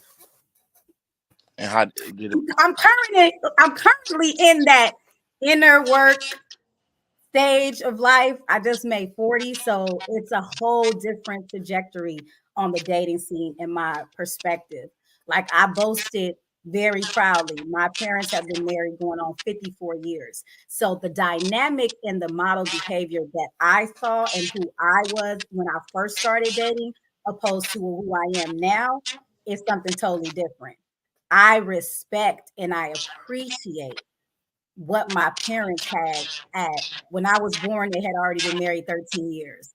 When I started dating, they were married probably like 30 years. So me trying to mimic what my mom was to my father and the dynamic of their relationship was all wrong. But who I am now, I understand boundaries, making sure that I model what I expect, and also respecting boundaries, respecting his boundaries, attentiveness, all of those things. I have a fine respect and a different understanding of what that means. And even with working with these two gentlemen right here, I had to unlearn a lot of my own peer influenced ways.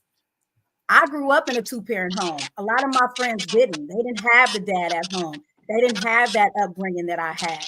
So the peer influence navigated me to be a certain way and to have certain reactive behaviors in relationships. Right. So Opposed to the who I point that am the now. only point that I was just trying to make was that a lot of times we're comfortable in a certain lane, and being in that lane, we keep getting the same results. Right. We Mhm. doing this. They call it insanity. Doing the same thing, expecting different results. And sometimes it's best for us to get into something that's uncomfortable. Right. Something that we're not used to.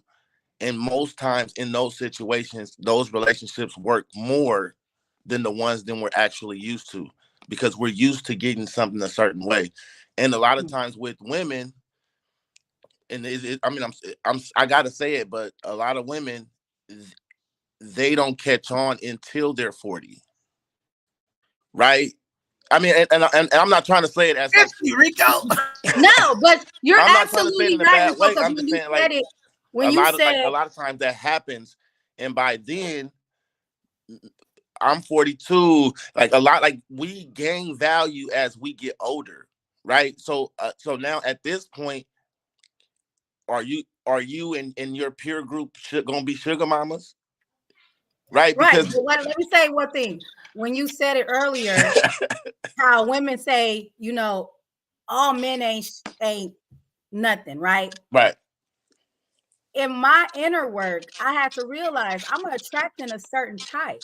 Now, yes, they can be self-sufficient, they can be successful men, they can be handsome, all of these great accolades going on. But there's one common denominator that I keep experiencing. And why is that?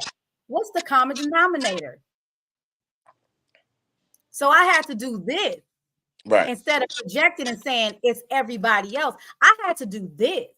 And this is my experience in dating. This is my experience in making sure that I am preparing myself to be the Proverbs 31 woman. And I want an Ephesians 5 man. And I want to be prepared to make sure that I can manage, maintain, and multiply in my relationship, because I am at 40 years old, never married, engaged, proposed to, always a bridesmaid, never a bride. But what I want for myself is so much more. So I have to become what I want to attract.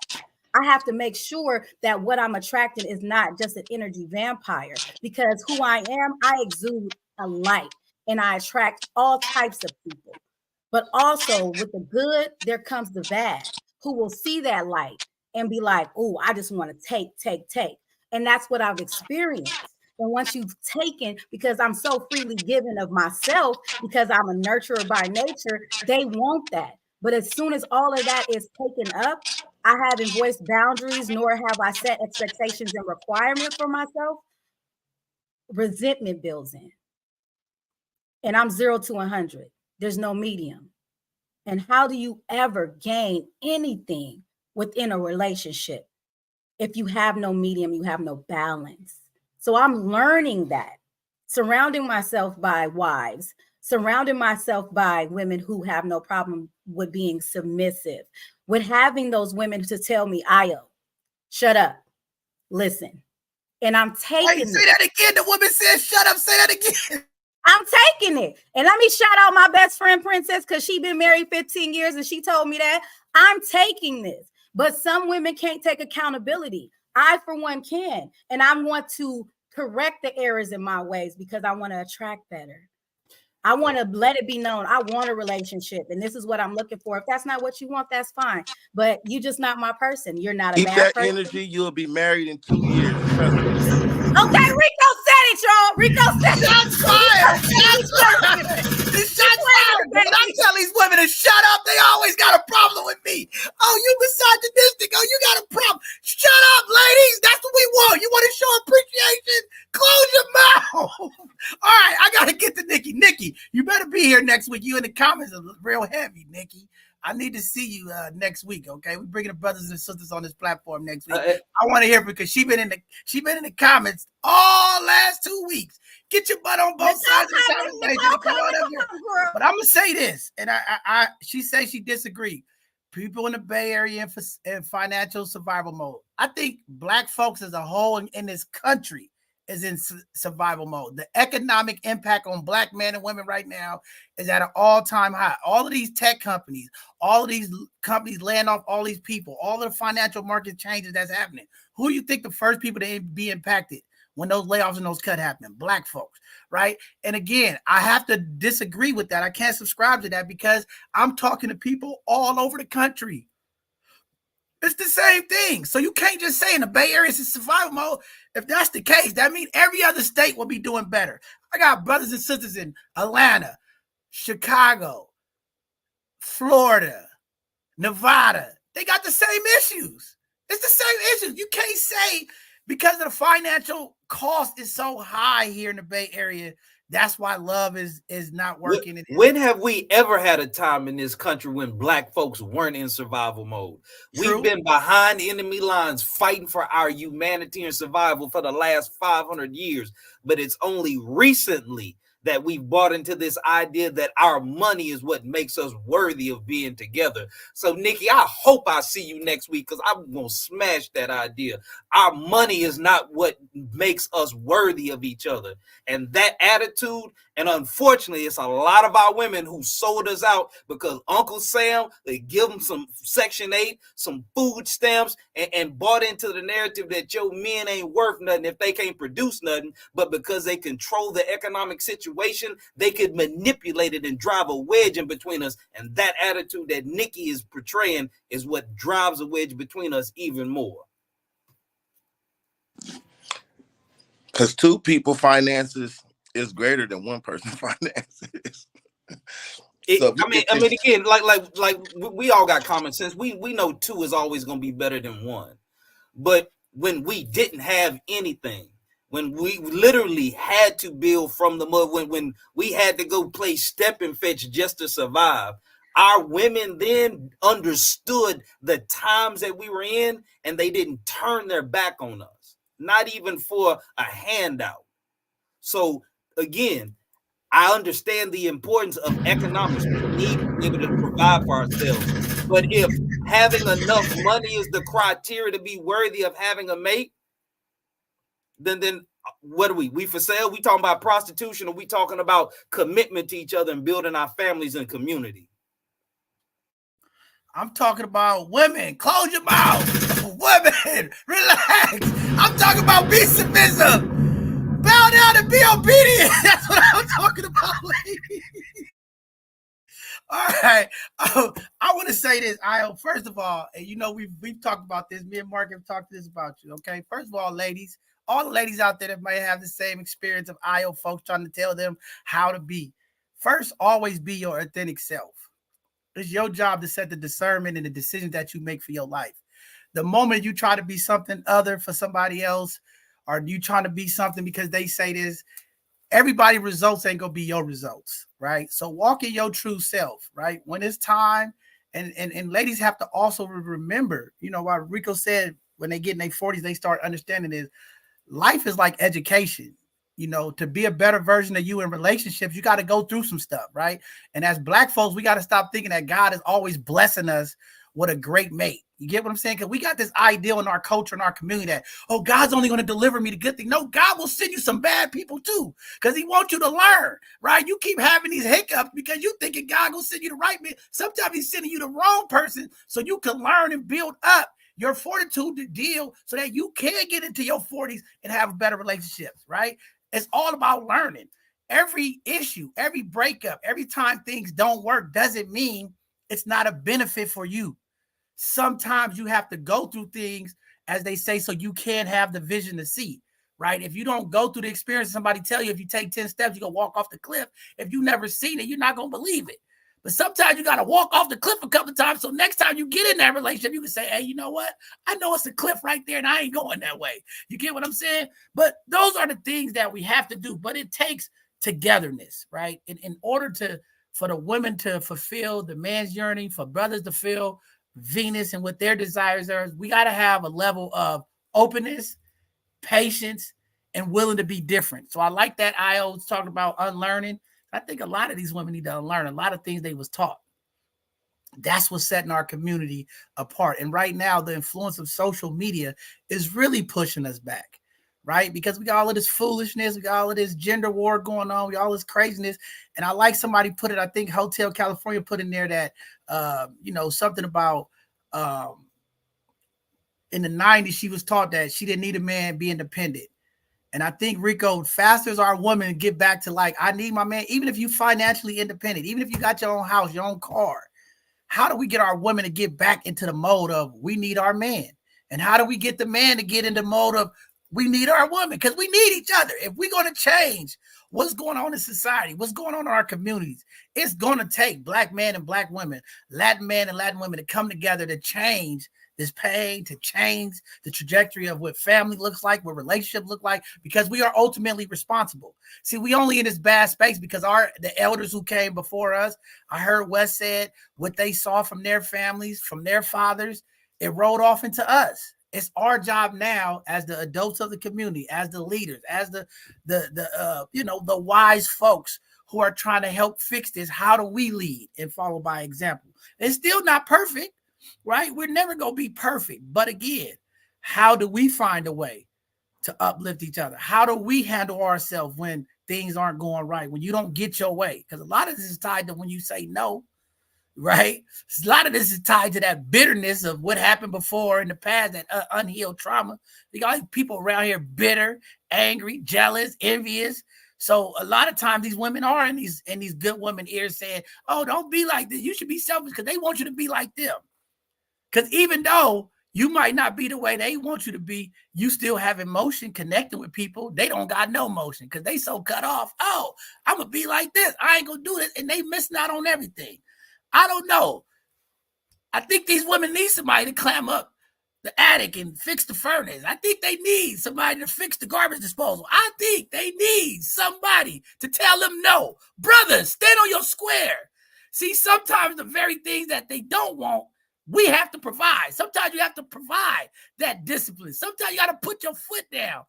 And don't worry about the crying and all other stuff. Say, no, this is what it is. Because we have allowed our women to get away with so much because we're trying to protect the very things that we need as masculine men. So again, brothers, stand on your 10 toes. Tell them no. It's okay. I'm blowing up the spot. Shots fired. Go ahead, brother Matt. I see you leading to the camera. Brother Matt, ready to go. I feel like that's been that I think that it's a season now where men are standing on our square and we standing 10 toes down about what we need, where we are, what we feel, what we don't, just all that. And I hear you. That was very affirming. It's happened. It's not just in relationships. It's relationship with community. It's relationship with your job. It's all these spaces that's we're feeling it. We're feeling the times. We're feeling the shifts. We're feeling how society's moving. We're feeling the expectations. We're feeling the anxieties about politics and policies and all these things are happening. I think we're taking an honest assessment of ourselves more than we have in the last 100 years. Far as even with the lack of resources, there is still a larger number of people taking advantage of resources that are available for us to seek mental health practices and support, for us to have spaces for community and to share and to talk and to be ourselves, spaces to have outlets and safe spaces where we can be just with other Black men. Like, these things are here and people are leaning into them. We should definitely acknowledge that and see that it's a change going on. And with that, I believe men are just like, this is who I am. It's an honest assessment. It's a time of exposure. It's a time of realignment. It's a time of just really looking in, introspect.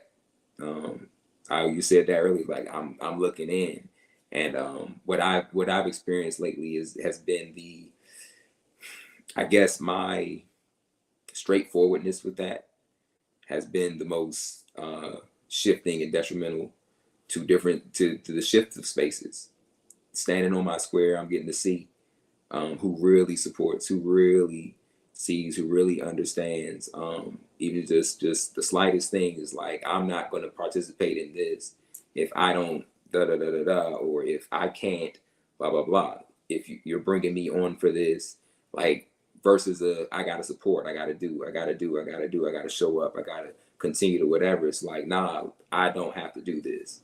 I'm not going to do this, and this is how I'm going to be. And I think there's more men standing up and saying that and showing that with our actions more than we've seen in the last 100 years. No, I think you right, and this is why these conversations are very important. I always ask the ladies of the community, as a man, right? When we have black males vulnerable, willing to speak up about their wants, their needs, or things that impact them, how do we get our women in the community to receive that without weaponizing it against men?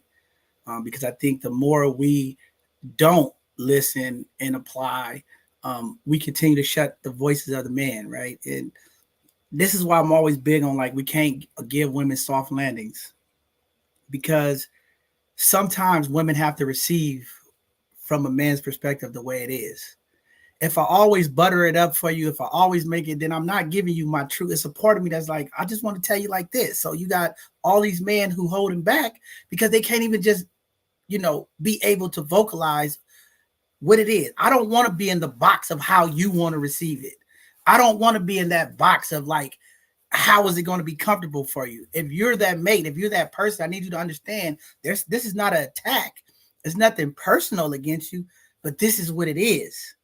And receive that, right? I think that's where we have to get to if we really going to make that change of communication. But I'll give the women some gems out there since y'all wait. I know Rico stepped away for a second. Okay, we're going to start off. Ladies, y'all want to change your paradigm with your man you want to have, your date or whoever? I'm going to tell you what to do, ladies. All right, for y'all that's living in or y'all see each other, y'all past the dating stage, okay? We hear y'all women always say, black men go through a lot. They get pulled over. They got to deal with the work. But then we come home, you not present. So ladies, try this. When your man come home, be at the front door and greet him and say, baby, thank you for getting back home safe. Let me give you a kiss at the door. Let me open the door and be ready for you. Let me show up for you. Let me take your coat off. Do something different if you want a different response. All right, start there. All right. If your man is working, because a lot of ladies complain about man working. If you got a man that's working busy all the time, like somebody said earlier, have his clothes laid out, have his bath water ready, have the food ready. Don't wait till I get home and say, baby, what you need to eat? Just have it ready, whatever it is. Man, like Rico said, we simple. Once you got to understand what your man like, if he don't like certain things, just make something. Why I got to get home and hear, what do you want to eat? That's not the nurturing feminine state, okay? Just have something ready. We appreciate it. That's our appreciation. Oh, respect, ladies, okay? Respect is everything. See, I don't care what all of the guys say, what type of man they are. One thing that men value is respect. Our love language, part of it. I know there's 5 different love languages, but for men, respect is love. When you don't respect your man, he doesn't feel loved and appreciated. It's over. So what that respect looks like is sometimes doing the things that you don't want to do. Like, let's just say 3:00 in the morning, I wake up, I want some steak, eggs, and cheese or something, right? Or I don't want to hear, oh, I'm tired. I'm going to do it later. Show some respect. Hey, you know what? I'm going to respect you. I'm going to go down there and cook it, right? You know what I mean? Those little things, when you show respect to the person that you be. If I'm having a bad day and I'm like, I don't really want to talk about it, show some respect. Okay, we can deal with it later. how you respond to your man in a respectful way, not treating him like he your home girl. Girl, you know this and going through all. I told y'all last week, we don't want to go through all of that. I'm just giving y'all the gym. I'm just giving y'all some tips if you want to change it. You know what I'm saying? See, paying attention to being attentive is everything. Know what your man like, know what he don't like. If he like tequila, put the tequila on the dresser when he walk out. Greet him at the door and say, hey, baby, I got a glass of tequila for you. I got whatever it is. I don't know. Whatever your guy is yearning, pay attention. But the respect and how you communicate, the respect when you're dealing with differences and you're emotionally high, that respect shows everything to the person you with. Disrespect is not love. It's not wanted from Black brothers. Now we know the sisters, y'all want gifts, y'all want time, y'all want this. That's us showing love to y'all. But respect is big for the brothers in the community. And we got to get our women to understand that. The combativeness, we don't need all of that. It's okay. You can have your different perspective, but you going back and forth. And then let me tell you another thing, ladies. When you got issues with your man and you're trying to deal with something, deal with it then. Don't go to sleep with it and don't bring it up 5-6 weeks ago. See, what we got to get our women to do is once you have the resolution or you have the conversation, delete it, leave it alone. We don't want 6 months later to come back. Remember last time you did it? Because it's like, oh God, here we go again. So you really ain't let it go. You causing me grief, okay? So ladies, when you communicate with your man, think about it. When you say you done and you really let it go, let it go. Don't bring it back up. I don't need to hear about it because that's telling me you're really not respecting my time, my understanding. Because if I say we let this go and you come back with it, oh man, now I'm like you just don't listen. You don't respect me because you ain't listening. So I don't feel appreciated. Go ahead, bro. I gotta come in. Go ahead, bro. It's both ways because it's still we gotta show respect. Matt, we know it's both ways. Today's the men's show, Matt. We talking to the ladies. But as that's what we as men we gotta do that. Like, hey man, like, did you show up? Did you do what was going on with you? Like, I don't like to hear stuff, so I like to show up because I don't want to hear it. Like, yeah, I don't want you to. I know you're gonna talk about it. You're gonna whatever. There's also times where it's like, hey, maybe we need to review this. Remember the last time? These were the effects. This is what's going on.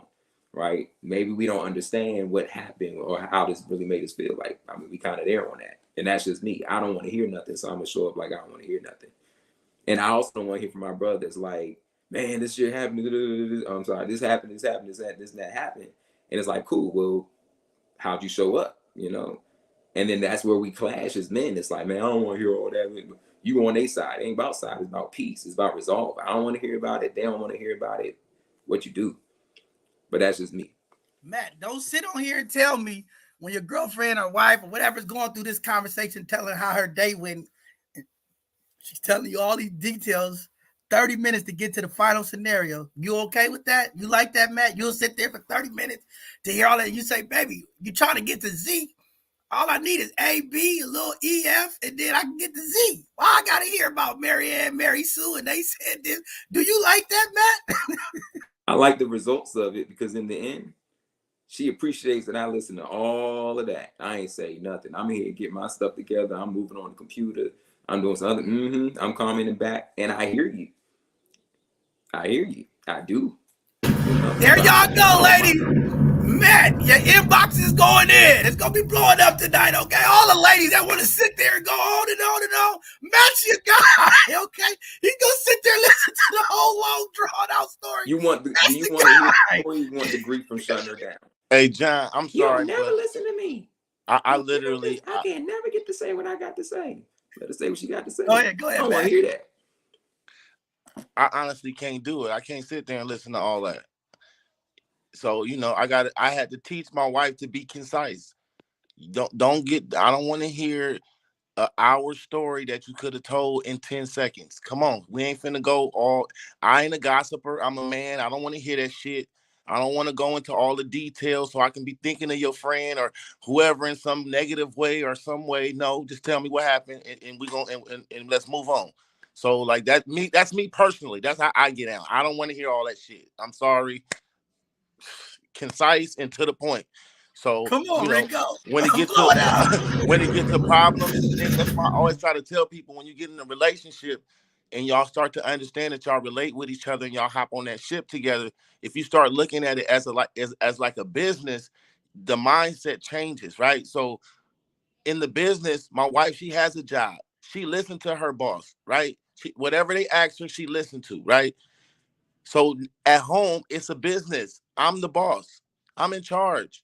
So when we have our family meetings, that's the moment to discuss anything. Anything else outside of that, I don't even want to hear. You should have discussed it during the meeting. I'm sorry.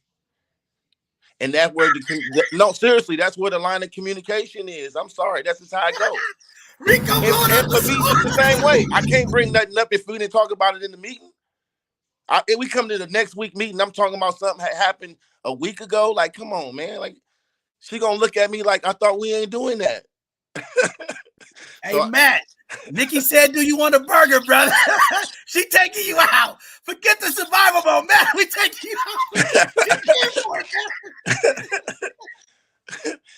But I think everybody got their own style. You know what I'm saying? But for me personally, I don't want to hear stuff. You got to be concise and on point, and we got to build together. And in building together, we grow. You know what I'm saying? A lot of times in our community, what John was saying about like black men won't love, black women won't love.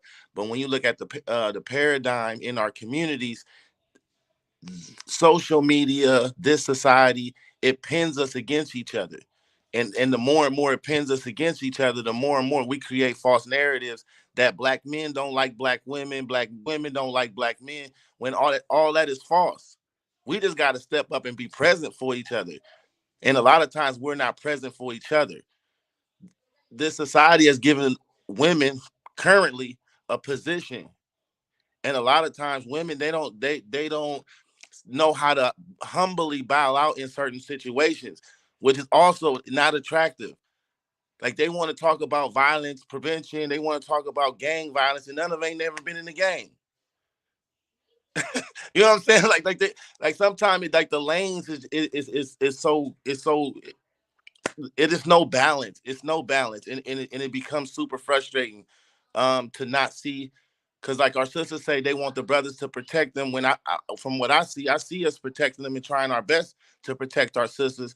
But when black men say we want our black women to protect us, we don't mean in a way of the combat of like physical protection. We talking about the protection from the society, because society has given you the role. Society has put you on the pedestal to be in these certain positions to to help the social construct of our communities. And a lot of times y'all don't protect us. Y'all see that they incarcerate us. You see our children dying in the streets. You see a lot of the stuff that's happening. And a lot of times I personally haven't seen our women step up to the plate and protect us. So a lot of times, a lot of men, they say, you know what, well, I'm gonna go over to this community, which don't make it better. I'm gonna go deal with this Asian lady. I'm gonna go deal with this white girl and have babies by them. And then you have generations of watered down children, like Mahomes, for example. Now his babies are damn near 100% white.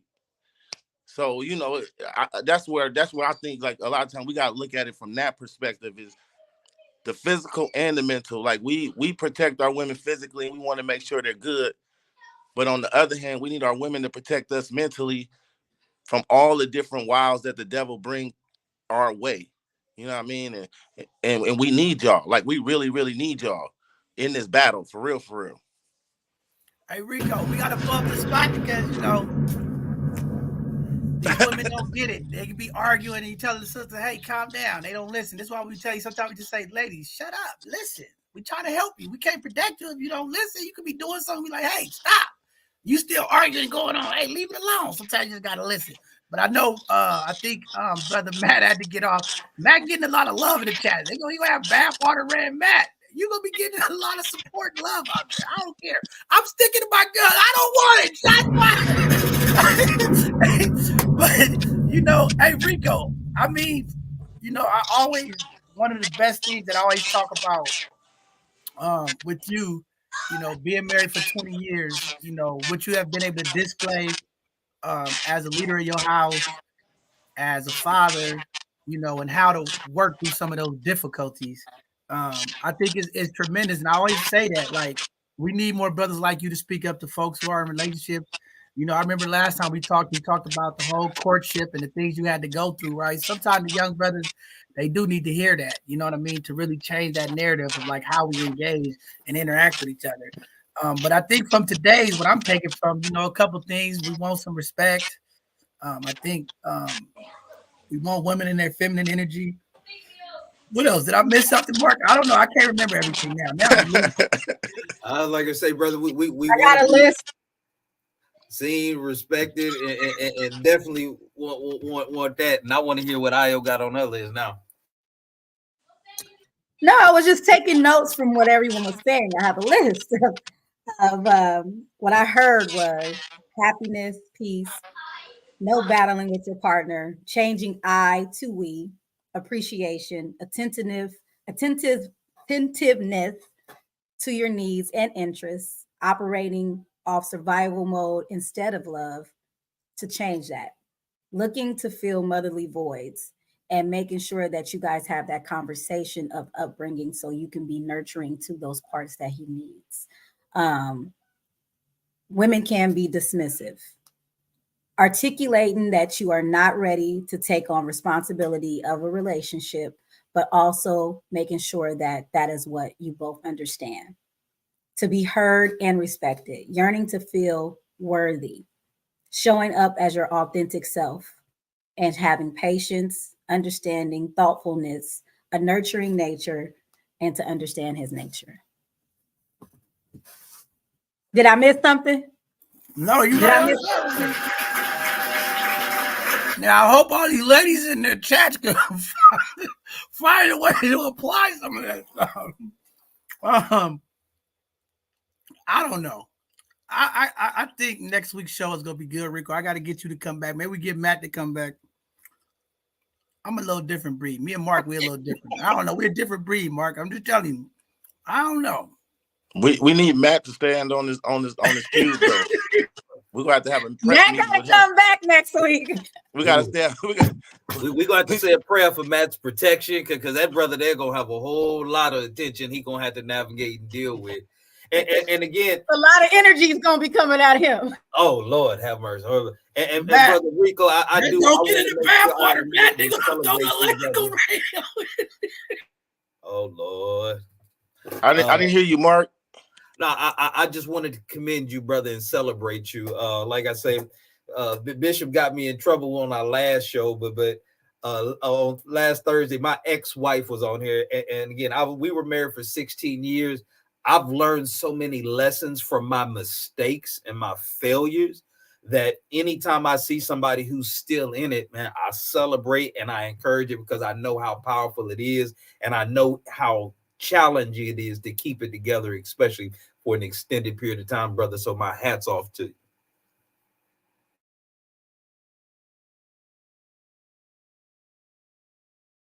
It's a battle every day. They're gonna be throwing rocks at me. Shots fired. You better watch your car. They already said where you park your car at, John. I don't know. They gonna be coming for me, man. I gotta hide my car. They gonna be coming for me. But you know what? I think at the end of the day, I think brothers got off the things they looking for. I gave the lady some tips. Okay, you want to change your man, you got to change a few things.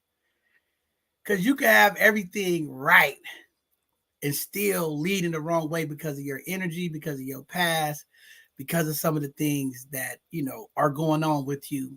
And I think that's why energies are so important, because we all go through stuff. Energies are happening, and everybody's not able to tune in and tap into that to really display it in a way that's, healthy, not harmful, and productive. So it's a lot of work that we got to do.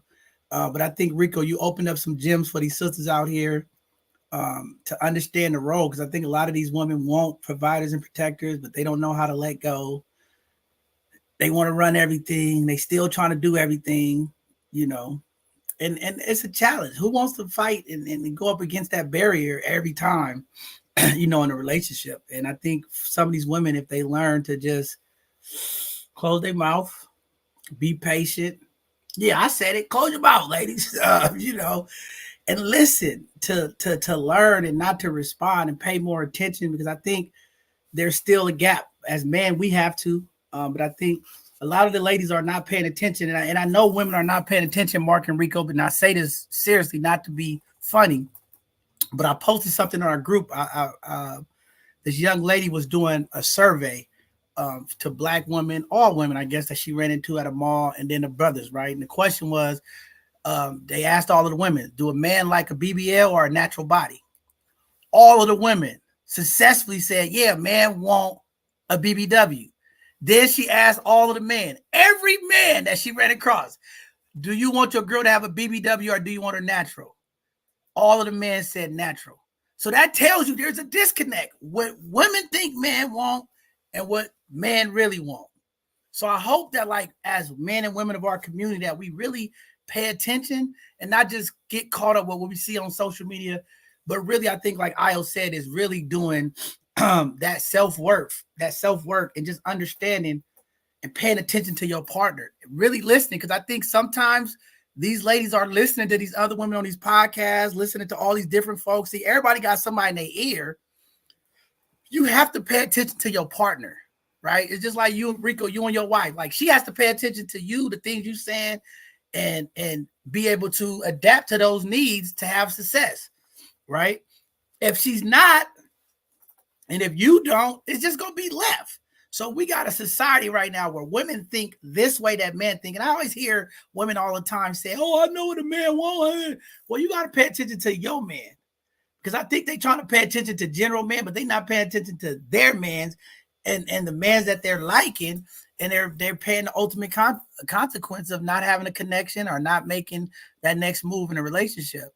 And the pettiness, the bitterness, we have to teach in our community the culture that we live in now. Like, everything ain't gonna be a relationship. Like, we got to also stress that to the community. Like, every person you meet ain't gonna turn into a relationship.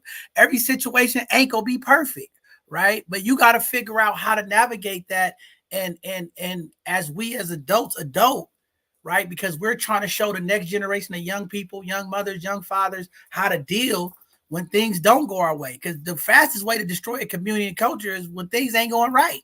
That's when it's time to make the right decisions. So all this bitterness and hateful spitefulness that these folks deal with, sometimes you have to have that understanding come into the relationship. I might like you, I might lust you, or whatever it is. It doesn't necessarily mean that it's going to be us, right? And I think that's something that we also have to have a conversation in our community, because so many folks think, the outcome of me being nice, me being feminine, me being masculine is going to get you that with it. And it's not that. It's really paying attention to the person that you with, making sure that those yearnings, those needs are met. And I think more women need to focus on that. What you think about that, Reek? That's 100% accurate. 100% accurate. We can say what most women want, what most men want. Most women and most men ain't me or my wife. You know what I mean? So you got to learn the little tweaks. And how do you know those tweaks? Is by paying attention. Just really paying attention to the detail, because every person is different. They love languages are different. Being able to understand those love languages is important, and not getting complacent. And don't get complacent in the relationship, because once you get complacent, it get boring. Y'all stop noticing each other. Then a whole lot of turmoil happens. So I gotta always, what's the next thing, you know what I mean, thinking about the next thing to give my wife, to be present for my wife, and then she's doing the same thing, making sure that we present for each other no matter what, you know what I mean, with 4 babies. So just making sure that, because at any moment they can ruin a lot of things that I'll be trying to have going on. But we make sure that we the priority, because if we ain't straight, they ain't straight. You know what I mean? Like, we don't put our kids in front of us. Nah, we in front of each other. You know what I'm saying? We side by side next to each other. And if we ain't right, they ain't gonna be right. So you gotta do everything for us, and then it trickles down to them. So, you 100% accurate when it comes to that. That it, like, we all different people. We like things differently. So it ain't no generalize. You can't generalize relationship. It's not a general thing. When we can talk about things that are general that men like, but it's really just you do the inside work for yourself and just pay attention to your mate. And I'm like 100% sure you'll find the little things that person like and appreciate. So That's deep. Brother Mark, you want to say something to that? Absolutely, Bishop. And again, I want to kind of stick with the title in the beginning, what men are yearning for, to kind of capture this, because Brother Rico hit on some wisdoms. Man, all the brothers who shared, like Brother Matt, we're not a monolith. We're not all individually going to be the same, but there are some commonalities that I think we need to have a good understanding of because of the time and history that we're in. We need each other. Like men and women in our community, there's no doubt we need each other. There was a story that I heard about one of the first slave ships that left Angola, Africa in 1619. And one of the things that was particularly interesting about this story is you had multiple tribes from all over Western and Southern Africa that had been rounded up. And these tribes in Africa, you know, they had their differences, but they always had a way of figuring out how to work it out. But when they were all brought together, even though they had differences and they would fight each other, the one thing they noticed on their trip to America, even though we have differences, we're all in the same boat. So for my sisters, I know we have differences in our community, but we're in the same boat. We need each other. And my, I guess, biggest ask would be is don't let your words be the biggest weapon used against the vulnerability that we as your men have. We need you to not beat us with your words as we're struggling to be the best version of ourselves so that we can be the protectors, the providers, and leaders that you desire. Wow, beautiful. We blowing up the spot here. Good job, Mark. I'm going to tell y'all like this. Next week's show, it's going to be some shots fired. I'm looking off for my alpha brothers. I don't want no simps. I don't want no betas on the show next week. I'm looking for all the alpha masculine men. It's going to be shots fired. We're going to be talking about women getting on their knees proposing to men. We're going to be talking about what these women need to do. Shut their mouth. I don't know. It's shots fired next week. Bring the ladies. Bring them in. We blowing up the spot.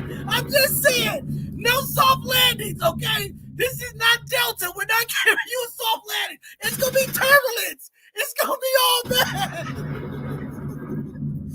Let's go. It's going to be lit next week. Nikki, I'm looking forward to seeing you. We're going to bring the color here. We're going to bring all of the smoke, okay, Rico? We bringing the cold back. We won't smoke. Shots fired. Shots fired.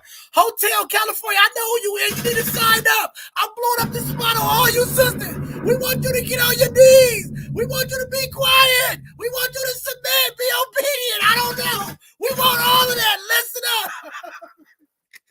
See, I had to make the show go left before we get out of here. But you know, Rico, this has been a great show today. You know, I think the brothers articulated what they're looking for, what they need. It's very important. I know Wes and Matt had to get out of here. We'll try to get them on next week. We'll try to get all y'all sisters in the comments to come on. It's all love. We just need to have conversations. It's no hateful thing. I think Mark put it together. We all need each other. We need you know, love. You know, I don't know what it is when women are loved right, our community is better. When men are loved right, our communities are better. And I just think we got to figure out a way. How do we bring love, happiness? When women are happy, our households are happy. I don't know about y'all. Ask Rico. Rico, when your wife feel loved and appreciated, the house smell better, the food is better, it's peace. You sleep better. You know what I'm saying? It's something about when we are catered to and love. You know, maybe that's what's wrong with me. Maybe I didn't get no love in my life. I need something. I don't know. But we appreciate that. But you know, it's that time, y'all. We got to get out of here. I know folks been hanging in through this show. Next Sunday, we're going to have men and women on here talking about, you know, a couple of things that we need to address. All these ladies in the comments. I hope y'all join so we can really talk about this. I know the conversation going to go left, right, up, and down, but that's okay. We want to be authentic. I don't know, ladies. We just going to be talking about it all. It will be shots fired, okay? We will be blowing up the spot. Like Big West said, maybe we need a little bit of I can't say it on air, all right. But you know, we need a few things, lady. We need y'all to listen. We need y'all to cater to what we need, okay? Talk to your loved one tonight. Talk to the one you love and land next. Find out what he need. Maybe he need a little stroking from the chicken in the ocean. I don't know. We blowing up this. All right. Brother Rico. Before we let you go, Rico, we always want to give our folks an opportunity to give some parting words to the community, and any shots out or anything. I know you got Black Men Equity. You're doing a lot of stuff. If you want to uplift any of that stuff, man, go ahead before we get out of here today, brother. No, I just would say amazing show. Especially like me personally, I like staying on the topic. We talking about Black men. Next week, I'll have some insight on, Black. I'll bring balance to what we talking about. But today we was talking about Black men, and as a Black man who's married and love other Black men and talk to other Black men and Black young men about these type of conversations. I definitely want to bring perspective to it based on my understanding and the understanding that I get from other people. So I think that these conversations are important in order for us to build the community and us to continue to plant seeds of prosperity within our community. So, I do own Black Community Equity Group, and our goal is to bring equity within community, the equity that we already have there, instead of going after equity in other places, getting support. So just support me, call me out if you're looking for some type of equity, and I can build a plan up for you and show you what equity actually look like within your company, within your organization, within community. So, and that's Rico Dub. Man, we appreciate you, Dub. You always bring balance to conversation. You always bring, that knowledge. You got that gift. I always tell you, and we'll continue to support you, uplift all the things that you're doing, man. We appreciate you coming, man. I hope you get a chance to come next week. You already know, all power to the people. I know you got to get back in there with the young family members and take care of them, but just want to say thank you, brother. We here. We go march with you, and we looking forward to connecting with you soon. Hey, John, I showed my son the the screen. He was like, "Oh, that's John Henry." I said, John Henry? He said, "Yeah, I know John Henry. He be at the center, right?" And he was just at the bowling. He gave me all the monies. Right. They ain't lost that money back. They hold on to the money. Oh yeah, no, he put his in this little bank. He's on my right. That's what's up. But yeah, Rico, I'm gonna let you get out there and get back to the family, man. Hey, next week, if you get an opportunity, brother, we'd love to have you come back and bring that different perspective. And we appreciate all the things you're doing to try to bring equity to our community. We know it's needed, especially right now in these economic crises that we have. So many changes happening. What does that equity actually look like for Black folks? And I'm glad you're doing that, because that's a conversation that needs to be had so that we can move equity forward in our community. So thank you again. I'm trying to see if the wifey can come on too. Crystal! Oh, Crystal, come with it. All right. Off top. All right, for sure. All right. All right, man. See you, brother. All right. All right. With that being said, brother Mark, come on, man. You got to give some party words. I see my little sister. Hey, Rico, I gotta get her a hoodie. She gonna beat me up. She be like, John Henry, I gotta get her. I gotta get her. Yeah, you still ain't getting my hoodie. I'm gonna get your hoodie, okay? I'm getting your hoodie, okay? We gotta make sure we get her hoodie. She gonna get me. I gotta get her a hoodie. All right, bro. Yeah, I gotta get her. I gotta get her a hoodie. Y'all on my team, make sure we get a small black and red hoodie for the young lady Rico daughter. She been beating me up. Where's my hoodie at? And she didn't get one, so I gotta get her a hoodie. But brother Mark, I know it's been real. You took a few shots this week. I got you on Thursday. You recovered today. Come on, brother. Talk to the people before we get out of here. Well, hey, John, you know what? I love it, brother. I thank you, because one thing I know about you is you always come from the heart. And you always mean well. That is what I think I want to really kind of grasp from tonight's conversation, is keeping the right spirit and attitude. A lot of the superficial stuff we see in our community, when we start talking about who's paying for dates or going 50-50, who's paying for this and all of these are manifestations of much deeper issues that we have in our community that we really need to address. So we need to all, on both sides, men and women, take a honest look at ourselves and what we can do personally to heal ourselves. But as far as us as men, if I could really capture what our true ask is for tonight, um, it is, I think, empathy and understanding from our women. We know we're not perfect, but most of us, and again, there's outliers, but most of us have a heart and a desire to be everything that our women desire and want and need us to be. But we do have some deficiencies. We have some challenges. We have some unhealed traumas. We're constantly under attack. Like literally, as we're having this conversation, our entire community is facing economic warfare, social warfare, political warfare, and to be in a war and then have to turn to your counterpart and fight with them, a house divided can't stand. So I'm asking for a spirit of unity for my sisters so we can heal together. Hey, Mark, you know what? I'm going to just say this. I'm always paying. I'm going to pay. Okay?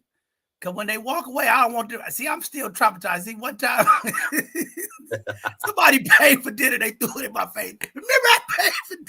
No, trust me, I've been there. I understand, but I'll be honest. Paying, okay? I've had a lot of it. meals bought for me by women.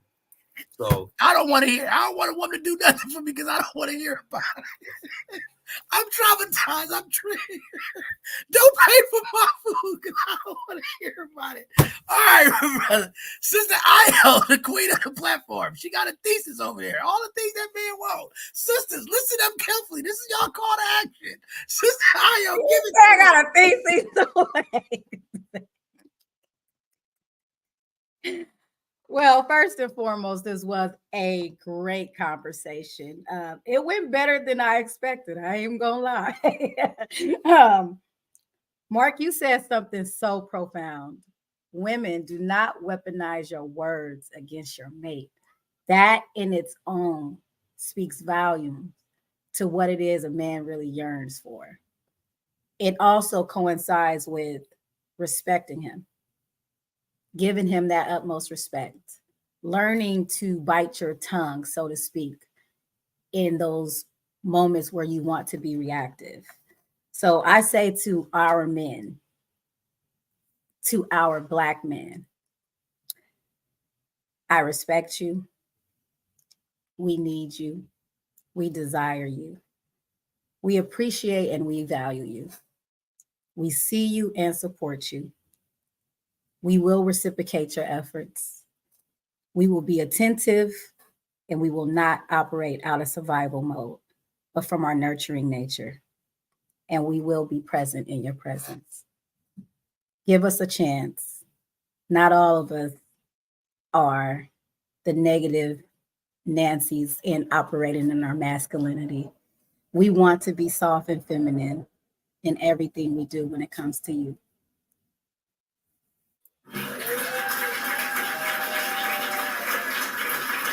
I bought all of it until you got down to everybody don't want to be negative Nancy's. Okay, I'm blowing out. We don't all want to be negative Nancy. I don't know. That was well put together, Io. I appreciate you. You always well put it together, pull us all back into perspective, because I think it's important. I think today's conversation was powerful and impactful, even for the folks in the comments who think otherwise. We got a lot of work to do. There's a lot of healing. There's a lot of love. I just want to say this to the women before I give the benediction today. Black women, we love you. We cherish you. We honor you. We uplift you. We appreciate you. Just know, even in the trouble, even in the tribe, even when things ain't right, we want to do our best. Even when we don't do our best, we really want to do our best. Nothing hurts a man more than to know when his woman is crying or unhappy and he can't meet whatever that need is. So I just really want to say that because I think a lot of women think Black men don't appreciate Black women. We know the fight that you all go through. This is Women History Month. We always want to uplift our Black and brown women because we know y'all go through a lot, right? And we know systemically, and we just know some of the culture things. A lot of the fellas of the community haven't stepped up. But they're, like Wes said, we're coming to a change how things used to be to now. And I think folks are trying to be grounded, trying to find a way to build unity and love within our families, within our relationships. It's a challenge when you have all the things that's going on around us. But again, we're trying, we're working, and I hope that these conversations continue to bring us united as one. Every conversation ain't gonna be perfect. Everything that needs to be said is not always gonna be said on this platform.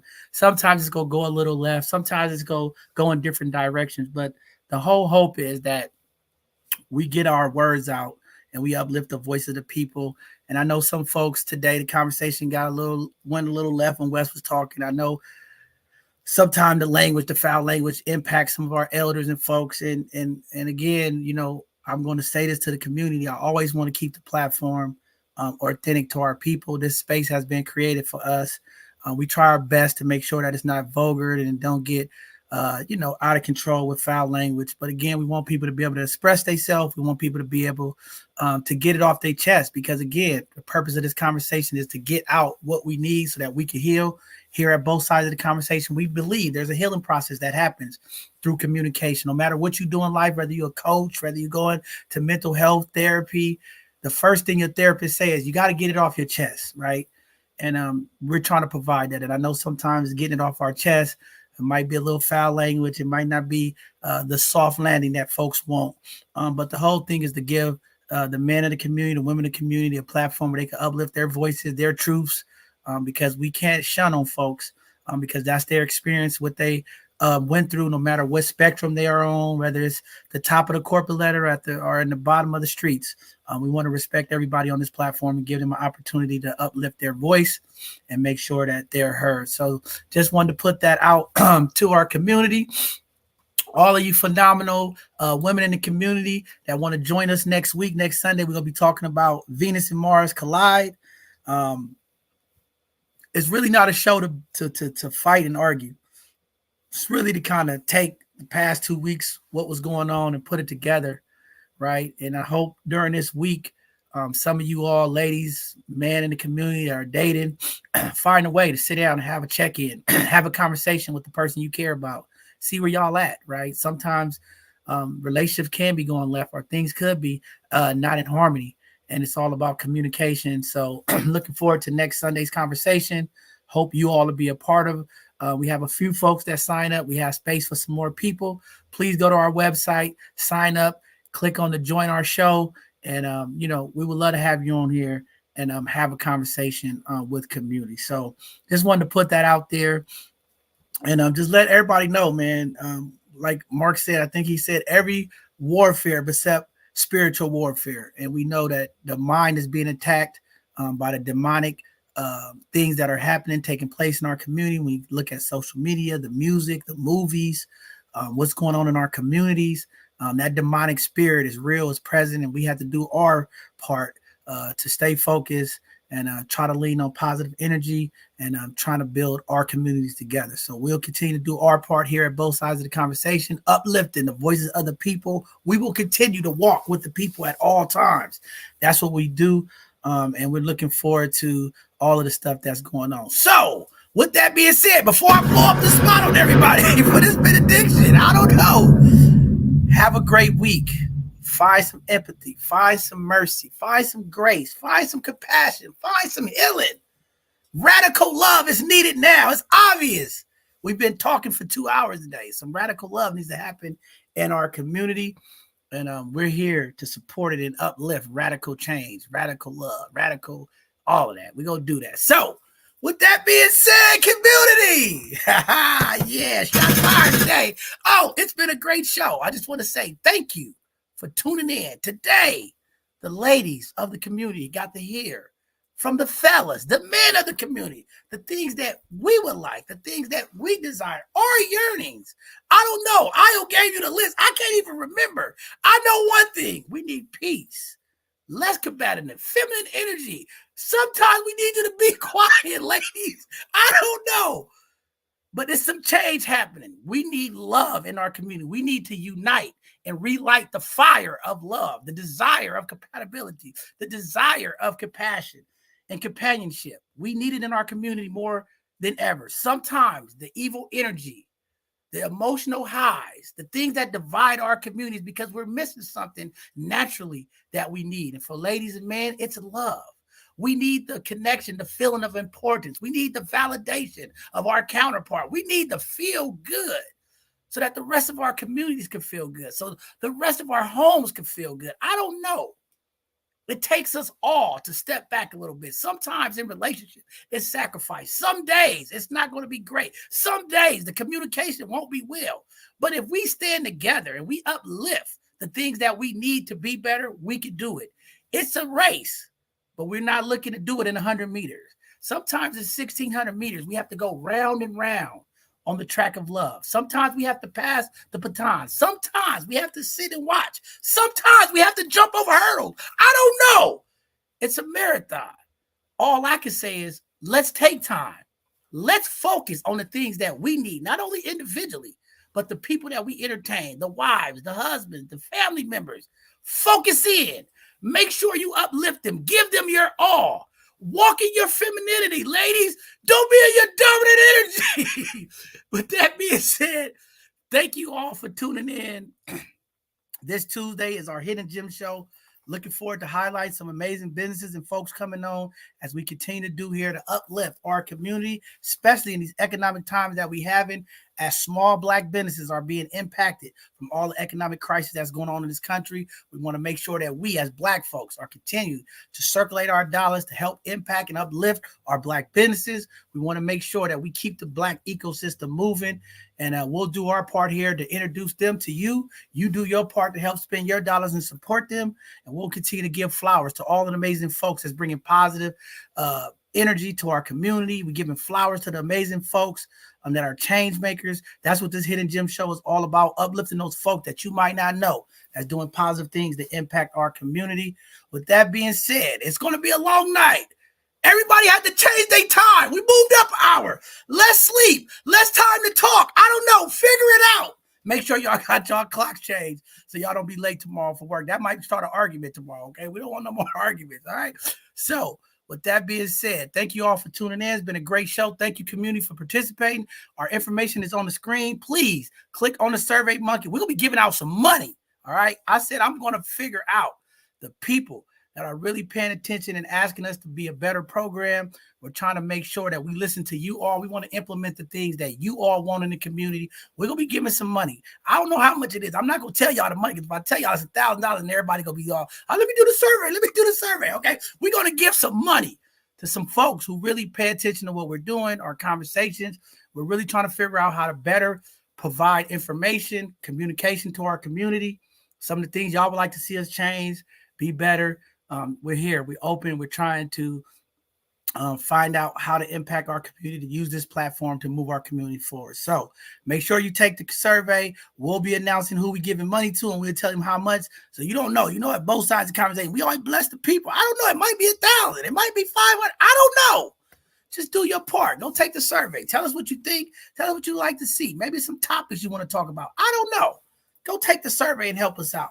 With that being said, thank you, Isle. Thank you, Mark, to all of our panelists today.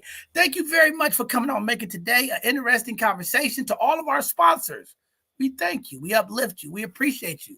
Without you, we can't heal the community. We can't communicate with the community. We can't bring the resources to the community. So thank you to all of our sponsors for supporting us. And again, have a great evening. We'll see you all on Tuesday. Good night now, community.